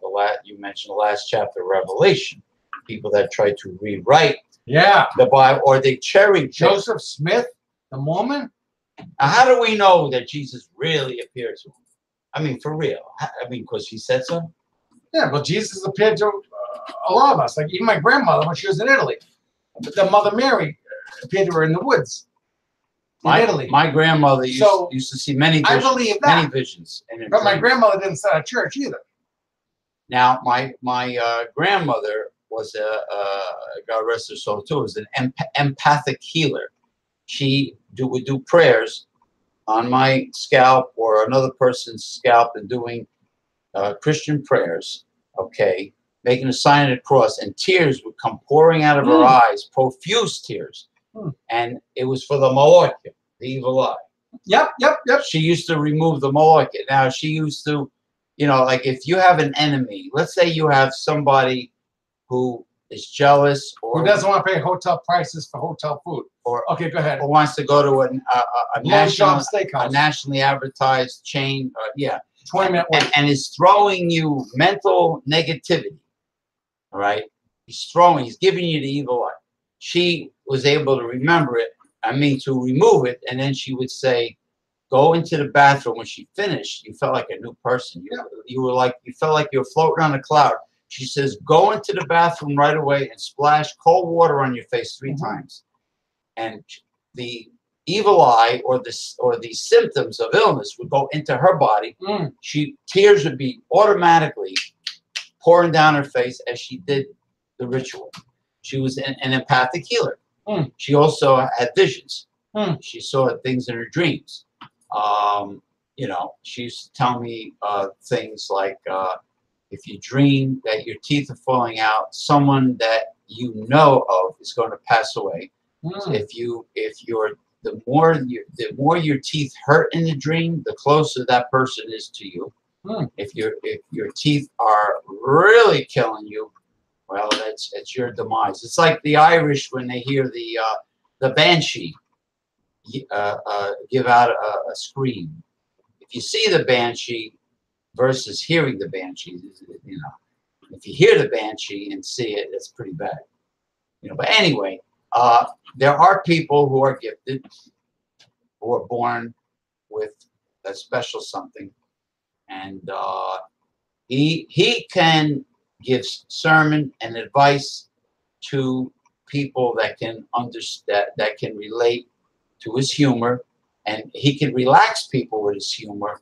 And then when he tells them about the Lord, they have a greater percentage, a greater chance of accepting it, because you can retain it. You can make them feel comfortable. Now, if you're instead of some snooty standoffish pastor who really bores people to death, and you know, and nobody really, they fall asleep in And church. worry about their job security at the church. Right, right. And they also live in a box. Like, in other words, there are people that just know about their congregation and the four walls of their chapel. Like, they don't go beyond that. Insular. Yeah, they don't want to spread the word. They don't want to go out and help anybody. They just care about having coffee and donuts and muffins and you know, it's all protected, it's all sheltered. They're sheltered. Like they told my friend, it's like a blanket. I have a friend, he's a performing artist, and he's the guy I perform with at the art festival in the summer. At America's newest national park, the Great Falls in Paterson, New Jersey, at the museum, we perform. Now, he's also an evangelist. He also does sermons, and I also put some of his sermons on the internet. His name is Ken Create, the Renaissance man Ken Create. Ken Create was told, "Oh, gee, why do you go trying to spread the word at a dance club? That's a bar. There's alcohol in there." He says, "Those are people who need it." Well, he says, why should I stay here and eat coffee and donuts if you people are already saved? Didn't Jesus go sit down and have dinner with so people who need the doctor need the medicine, so that he's just delivering the medicine. Didn't Jesus sit down with a prostitute and talk and have dinner with her, have a meal? But there's also some scripture that says something about people who need the doctor need to get the medicine there. So he's giving the medicine. So he was, you know, I think the Apostle Paul, he came to the Gentiles, and I think he's the one that told people to go out there and spread the word, try to help people. Yeah, Apostle Paul, who was Saul, who did rotten things, like even David did rotten things. He persecuted the Christians. Right, and he was blinded, and he became Paul, and he came for the Gentiles. Jesus came for the Jews, and so on and so forth. I mean, I know where he personally killed Stephen. Was that Bathsheba? Oh no, in the book of Acts. No, Saul, before he became Paul. He's the one who killed Stephen. Yeah, well, I think the first big time evangelist. It's chapter 1 of Acts, the book of Acts. Had to be John the Baptist. Had to be the first, the very first. Yep, he was killed by King Herod. Yeah, his wicked wife wanted him beheaded. Yep. And even David had Bathsheba's husband. Uriah. Yeah. The soldier Uriah, one of his leading soldiers. Right. He had Joab, his general, put Uriah on the front lines in harm's way. Right. Now David, who was because he wouldn't sleep with the wife. He was the father of Solomon. His son was Solomon, right? They had something called the Kabbalah. King David's son was Solomon. Solomon. He was Bathsheba's son with David. And then he was told to build the temple. Yes. Where supposedly the Ark of the Covenant was hidden or kept. Who knows where it is now? But they had the names. They actually had all the names of all the angels and demons. Or this, something called the Kabbalah, which a lot of rabbis don't even want to mess with. You know, you say Kabbalah, they get all nervous. And you also have Moses' stick, Moses' staff. It was in. Really? Yep, was in the box.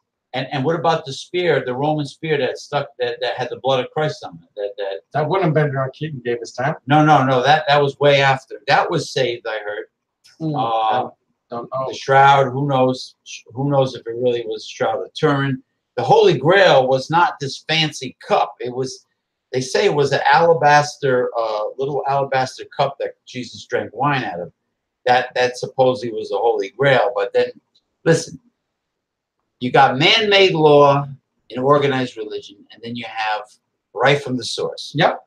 And that right from the source is what you want. You don't want to follow a man-made laws of organized religion because man corrupts things, they twist. And there's always money involved. And like you and Rick Brown was saying yesterday, you can't serve two masters.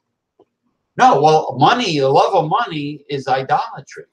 It's like it's a violation against the 10 Commandments. It's a pagan god. It's like it's idolatry because you putting money before the Lord.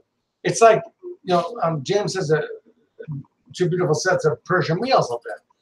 They're made of wood. So, but James worships or idolizes that beautiful set meals that he put the oils on. that's made from the same wood that's made in Idaho on some legs, some table legs, some furniture legs, and so yeah. There's a Joe Blow from Idaho who originally owns a furniture company, furniture store. I won't mention names. I won't mention names, but I'll mention the bell. He gets his wood for free. Poor Rick Brown got fucked by him too. He gets his wood for free in the forests of Idaho, and he charges top dollar for his clubs, which look like fat wine bottles. And they're not conical shaped. That's what they're not they're not conical shaped. They don't have the Peter torque like from the Monkees. Daydream Believer. No, that was Davy Jones. No, that's Davy Jones. That's still Monkees. Okay. We'll give you that. All right, we'll give you that. So he gave Mr. A certain someone, gave Mr. Maceman a quote. World renowned Mr. Maceman. Not some Joe Schmo from Idaho. But this right. Rick Brown's a real deal. So Rick Brown, you would think, he might do a seminar for the Inuits in the Eskimo in north of the Arctic Circle someday. North in Canada. Did you picture him swinging a mace made of solid ice? Hey, it's possible. But they don't have the money to. Now Inuits don't have any money. Yeah, but Rick Brown's not after money. Rick Brown's not after money. Rick Brown's after helping people. They got blubber. They got seal. Hey, listen. There's a difference between fucking Idaho, right, and Rick Brown. Rick Brown's trying to teach people. He's not after the money. Oh, by the way, Joe Blow from Idaho gave his so-called buddy, pal of mine, in the words of Ralph Cram, gave him a quote for a pair of Indian Jories. That little things like that cost more than a lot of dining room sets, or living room sets. Down payment on a Cadillac. I mean, come on, listen. Or Ford F-250 heavy duty pickup truck. They're a pair of clubs. Give me a break. They're a pair of clubs. It's not a dining room set. It's not a dining room set or a living room set. They're a pair of clubs. They're going to be in the Guggenheim Museum. Yeah, the Guggenheim, right. Now, the point is that, why? Now, there's another gentleman. King of Truth. There's another gentleman that has wood turners that doesn't reply to any of us anymore. That is in the Sydney, Australia area. That makes authentic, beautiful Persian meals. But he says world class. He charges the high prices because they say a prayer over. They bless the wood.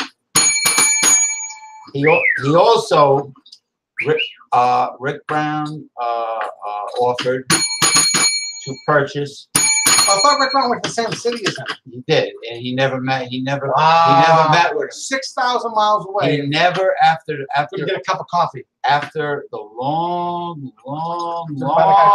flight and jet lag, could not even spend 1/2 hour or 15 minutes or 5 minutes or $1 on a cup of coffee. Or $1 on a cup of coffee, and Rick was willing to pay with his own money to purchase some of his products. And he told them, "You bring them to a certain location. I will buy them from you, and I want to meet you." Of course, well, naturally, you're gonna buy it from me.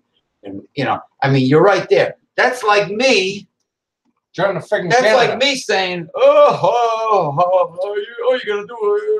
You guys are gonna be at a seminar. But I'm a cupcake. And you're a cupcake. Yeah, that's a cupcake. But cupcakes can't come to the seminar and not go. I mean, that would be Cupcake Junior. That would be blasphemous. That would be like. But I compete against Russian guys. I mean, things like that. I mean, give me a break.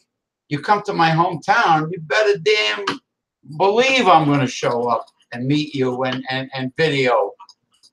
I mean, do the right thing. There are it doesn't. It's so easy to do the right thing.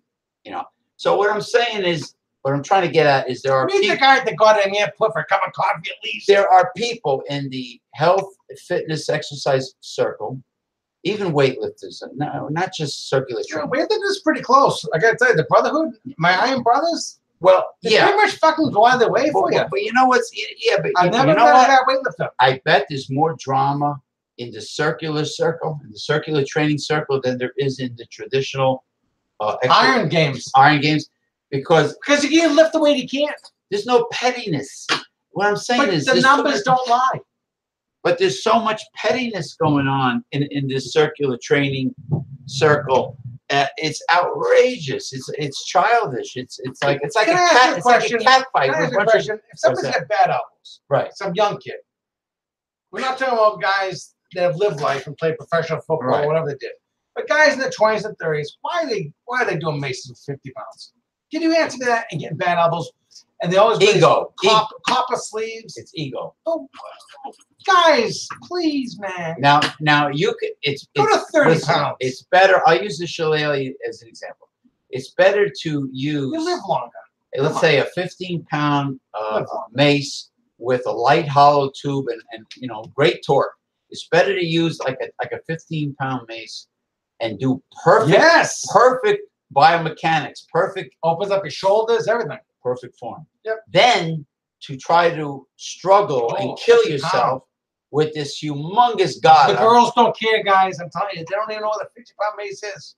Stop lifting 50-pound or 44-pound, which is 20-kilogram maces. Well, you see, stop. You see with the young guys the young guys in Varanasi, India, they have to put oil on his shoulders because they can't. The god is resting on his shoulders, and their form is horrible because it is horrible. Look on YouTube because they want everyone to see. Oh, look how much weight I can swing. They're not they're half rep. They're half rep because they can't get it around the other side. Oh, you've seen those videos? I see the videos. I thought they were gonna be good, but I was disappointed. I was like, "That's a half rep. He didn't even do a full rep." You must have been shaking your head, saying, "What the fuck?" I did. I was like, "Who's making this little guy, this 115-pound guy, do that with half his body weight? That makes no sense." You got this big concrete ball at the end of a stick, bamboo, whatever, and the guy can't even do one perfect rep. Never. Not even one. It's ego. And they drop it on the sand. They drop right in the sand. They do a half rep. Boom, and that's how they crack, actually. Yep. And then they not only crack, God forbid, it becomes a projectile. Oh, like in Ireland at the gym. What were my name? Pastrami name. Funky, brass, monkey. That funky monkey. All right, here we go. We got to do a little tribute. Brass, monkey. The drum, the djembe drum, right? Ready, guys? Brass. The evil. Brass, monkey. That funky monkey. The skin flute. That funky monkey. Skin flute. Skin. Brass monkey. Hey, brass monkey. Skin flute. Skin flute.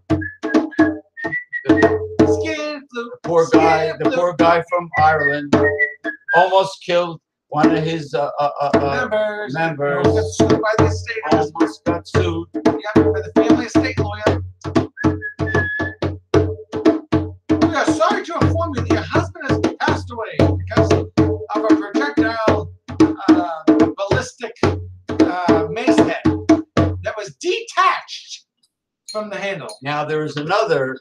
Before we finish up, there is another certain someone from northern Portugal, who personally knows a fine gentleman, Mr. Zé Ricardo, a good friend of Rick Brown's, who's also Portuguese, who lives in Ireland, who treated Rick Brown impeccably, showed around Rick Brown, and he was a great friend to him. Anyway, fogged out. Anyway, this individual, this friend of Zé Ricardo, Portuguese guy, who originally made wooden toys for children. His specialty was wooden toys. I helped him a great deal. I gave him actual. You templates? I gave him authentic template, and he proceeded to make clubs that were not, where the wood was not kiln dry. That's KILN, and they were cracking. When you don't kiln dry your wood, they crack. So he was selling defective clubs. He just wanted to make a fast buck. He told Zé Ricardo that he denied any affiliation with me, and I did not help him at all. This is after, out of the I goodness. think they call it a liar. Out of the goodness of my heart, I helped the guy without expecting anything in return. Maybe a thank you would have been nice. Maybe a hotel dinner. Oh, sorry. Blowjob steakhouse. 10 o'clock at night. 20 minutes. So he denied any affiliation, just like Joe Weider denied any affiliation from the man who trained him and made him, Mr. Bob Hoffman, God rest his soul, of the York Barbell Company, Weightlifting Hall of Fame, York, Pennsylvania. Denied any affiliation. The real deal. The so-called Master Blaster denied any affiliation. He says, I'm self-made. Yeah, right. So that's the story, guys. Hook nose. Oh, sorry, I'm fucking with you. Hook nose. Oh, yeah, I'm fucking with you. Hook nose. Was his hook nose made of pastrami? Pastrami? Was his hook nose made of pastrami? Or was it a can? I'm so great. Or was it like the toucan? Remember Fruit Loops? Hold on, like this. Fruit Loops. And Cat's Deli. What do they have in common? Is it cats or what is that word my relatives used to use in Italian? Gazzo? Is there a word named gazzo? Oh yeah, scuccia la cazzo. That meant what? Schlong? No, that meant pain in the balls. Oh. And scuccia culo, pain in the ass. Oh, gazzo is the scrotum. Yeah. Hold on. 7 vowels for scrotum. That's Southern Italian, not you Northern Italian bastards. Yeah, my family is from Bisacchino, Sicily, Sicilia. Yep. We're Southern Italian. We're outside. See the hairy chest? Boo. And the olive skin. And world record breaker and holder of drug-free athleticism. Drug-free. And drug-free circular training. Who qualified against Russian guys on the platform. This is called base. And the Russian guys are actually nice people. They actually give a nice gift. Did their wives call you darling? Darling? No, I actually got one of those Russian dolls, those wooden dolls of the unscrew. Katrinka? And then there's another Russian doll. Yeah, they're very nice. The Russian guys are great. They couldn't speak English. And then it's kind of funny. You know, I had more fun partying with Russian guys who couldn't speak English than I did last night at Blowjob Steakhouse. Blowjob Steakhouse. But I partied with these Russian guys that couldn't speak English. But they were funny. We'd like do hand language on the politics from North America with the Russian guys, and we'd laugh and we'd point to things and go, ha ha. But we had a good time. How was the steak at the Blowjob Steakhouse? I got chicken. I don't know how steak was. All I know is that we could have went to the Greek place. The place, same place that you get a nice calamari, so big calamari, the stuff with the ink. Oh yeah, the asich. Yeah, and you probably paid a nice price. You've heard of cuttlefish, sepia. In Italian, we call it asicha. Yeah. It's a big calamari with like a big broad body with like a shell. Nice big scrotum. and they use the ink. They chop up a fish and they make like a stuffing. You know, like you stuff in a turkey for Thanksgiving. They stuff it with the ink becomes this part of the sauce. They mix it up. They put all kinds of goodies in. They stuff the body, the cavity of this huge, large calamari. Right, in the body. I had it at the Crow's Nest. I used to go there for. And it was real. I used to go to the Crow's Nest for handmade, all you can eat sour braten and potato dumplings during October. That's a Portuguese place, right? No, this is the Crow's Nest. Oh, really? Greeks. They have all you can eat corned beef and cabbage. Like I said, sour German style. Just minutes away from the hotel. Just no traffic. You could have within a few minutes, if somebody would have called old James P. Madonna, I could have gave you blowjobs. I could have told you where to go for a real high quality big steak. Big steak. Big steak. You like ribeye? Big steak. Outstanding quality food. Just we got a viewer again here. Hey! Ring the bell. Ding, ding, ding, ding. Hey! Just a few minutes away from the Hilton Hotel. Big ass steak. No wait. You wouldn't have waited for a table. Oh, but oh no, couldn't eat the hotel. The hotel price. because the individual was a little nervous. You know what? I'm not gonna stoop to that level. All I want to do is eat. I trained all day, and I'm a bad guy. Oh, Jeff had a flare up. Yeah, I had a flare up because I haven't eaten. That's enough. It's past. It's a little late for the drum, but it's not too late for the bell. La, la, la. Now I'm getting my benediction. I'm getting my holy water, and I'm getting my medallion. Well, that I got to do tomorrow because I have to be really serious and like in a godly frame of mind to do the ritual, the prayer. Okay. Yeah, I mean I'm too. It's we're all wound up like a top. No, this is not. It would not be applicable, which means applicable. Apropos. Is that like Edgar Allan Poe? I don't know. All the yuppies say that. Oh, apropos. Oh, pray tell. Those are the ones that go to Starbucks and order a fancy cup. Yeah, then they ask what your name is. What name should I put in the coffee cup? Trump. Hello, is Trump here? They don't like that. All right, where's the shillelagh? Where's the shamrock? The shamrock of authenticity. Oh, my pot of gold. Oh, my pot of Where's gold. me lucky charms? Me lucky charms. Oh, you jabronis. Listen, we can go on and on until fucking sunrise. So the time poor Rick had to get his fucking flight at 4 o'clock in the morning. Poor Ricky. I feel really Big bad. Ricky Dicky. No, it's too oily. It was too oily. 4 a.m. Too oily. You had to be there. But olive oil. Yeah. Olive oil and Bluto. Remember? On the Popeye? Yeah. Popeye the Sailor Man. Oh, Popeye the Sailor Man. Did you know that Betty Boop is a spinoff of Popeye? I saw the original on YouTube, the original song for Popeye the Sailor Man, and they were all on stage there.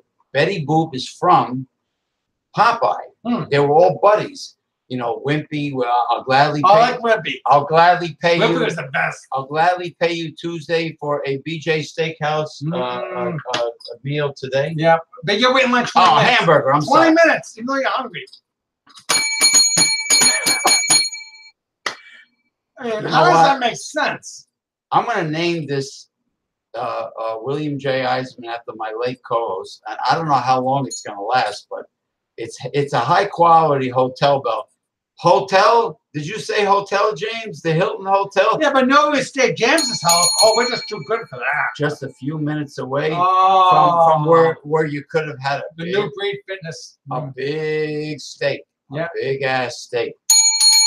Maybe a blowjob steakhouse. Maybe with a nice big baked Idaho or Idaho potato with sour cream and chives. A little bit of potassium in it. Yep. Maybe some grilled veggies and a big Greek salad. And good service too by a friendly person. Or Caesar salad, whatever the fuck that is. Well, Greek salad has feta cheese, black olives, and alicha. And tomatoes, nice tomatoes. Anchovy. Tomatoes too? Okay. Maybe they threw in this bread. Tzatziki sauce? Nice grape leaf in the salad. Just to, tzatziki sauce. Show their appreciation for your patronage. Tzatziki sauce in honor of Anthony, no, who's the creator, Mario Petrus. That's it, Mario Petrus. Greek salad, feta cheese, Zorba the Greek, the trumpet. Zorba, no, good dance. Salvatore. Anthony Quinn. Yes. Now that man knew how to live and to laugh. You ever hear Anthony's laughing and squeaking Zorba? Hardy, har. No, that was Ralph Cramden. No, not Zorba the Greek knew how to laugh. He gave a big bellowing laugh. You know what? I gotta watch that movie. Sometimes you gotta. It's like reading a book. Sometimes you gotta go over it several times. And Kramer tried to sell Anthony Quinn's T-shirt from Greek to Zorba. Remember he had the original Greek the T-shirt. He tried to sell. Yeah. So anyway, so I think we have to conclude the show now. Yeah, we do. It's getting late. All right, listen. It's been lovely. Now, to all you people from the International Brotherhood of Polyvons that knew that we were going live tonight because you saw it right in front of you in Technicolor. that chose not to watch. And the Jester Cap, This, and the King this drug-free, world-class power lifter, and the just a normal guy, humble. No, listen, nothing was planned, nothing was scripted. This was 100% all natural, ad-lib, like the Honeymooners, ad-lib, 100% unplanned, unscripted, unrehearsed. That chose not to watch us. I have an itch in the center of my forehead that needs to be scratched. Oh, it's so itchy. Scuccia ragazza. Oh, wait a minute. No, double. Aspetta. Wait a minute. Hold on. Double itch. That failed to appreciate the natural wit and humor and education and intellect and all. Jadrul is cucumber, right? That's right. That you failed. Gugutsa is another is a Sicilian squash. Scucciaculo too. The guguch. that did not watch us. I have a double itch on my forehead. On my forehead. On my forehead. Now there is a chance. There is a Chinaman's chance that we might go back to the buffet. Oh yeah, for lunch with a hot towel. Because this gentleman has to drive back home. He has to go north, towards the North Pole, towards the Arctic Circle. So I go New Jersey, New York, Connecticut, Massachusetts, New Hampshire, Maine, then New Brunswick. 16 hours. Are you going to take a New York I-95 or New York Thruway? Whatever one gets in the Tappan Zee, because I ain't going to that fucking Tri-Rail Bridge again. Oh, no. The Chimpanzee Bridge? Oh, you got to take, then you have to get to the Chimpanzee Bridge. You got to take either Route 80 West to 287. 287. Also, the Garden State Parkway. The Garden State Parkway North. The Parkway also goes to the Chimpanzee Bridge. Good. Well, that goes over the Hudson River. Oh yeah, Tappan Zee, Chimpanzee. Yeah, I just make a joke. I love it. Then I go by. I'll say hello to Hillary. I go through Westfield County. No, Westchester. Westchester. Sorry. White Plains. Oh, White Plains. That's what she does. Yeah. Yonkers. And she bought the house next door when it burned. Well, Yonkers is right next to the Bronx. Remember the Odd Couple when Oscar Madison got married in the Weekirk? No, it wasn't Oscar Madison. Yeah, but you know Walter Matthau. Walter Matthau made that with Hello Dolly. The Weekirk of in Yonkers. Remember Hello Dolly with Barbra Streisand? Oh, I didn't know that. Yeah, Yonkers. Right in Yonkers. Well, Yonkers must have been a different neighborhood back then. Oh, it was, because it was made in the early 1900s. It won the Academy Award. The Weekirk of Yonkers. Oh, no, it was the Odd Couple. Well, actually, that was a great movie. Jack Lemmon, Walter Matthau. You know, I tell you, I used to be insane enough to go. Anyways, we got to end the show here. I used to go ice fishing, by the way. All right. Daddy's getting tired. Those are my. All right, listen. Take care, everybody, and God bless. God bless. God bless you, my brothers. Because this is history being made. And don't change your Bible. It says Revelation. Is it chapter 22? Well, it's the end of Revelation. Yes, there's 22 chapters. Don't change. Don't add or detract from God's word. Right, and remember, this past 2 days was history made. It really was. More special than anything. And live life fully every day, brothers. Every day is history. God bless. Live long and prosper. Leonard Nimoy. Bye-bye. Who's from Boston, by the way? Cambridge, Mass. Oh, Cambridge, Mass. That's true. Yep. That's true. All right. Bye-bye, everybody. God bless. Be safe.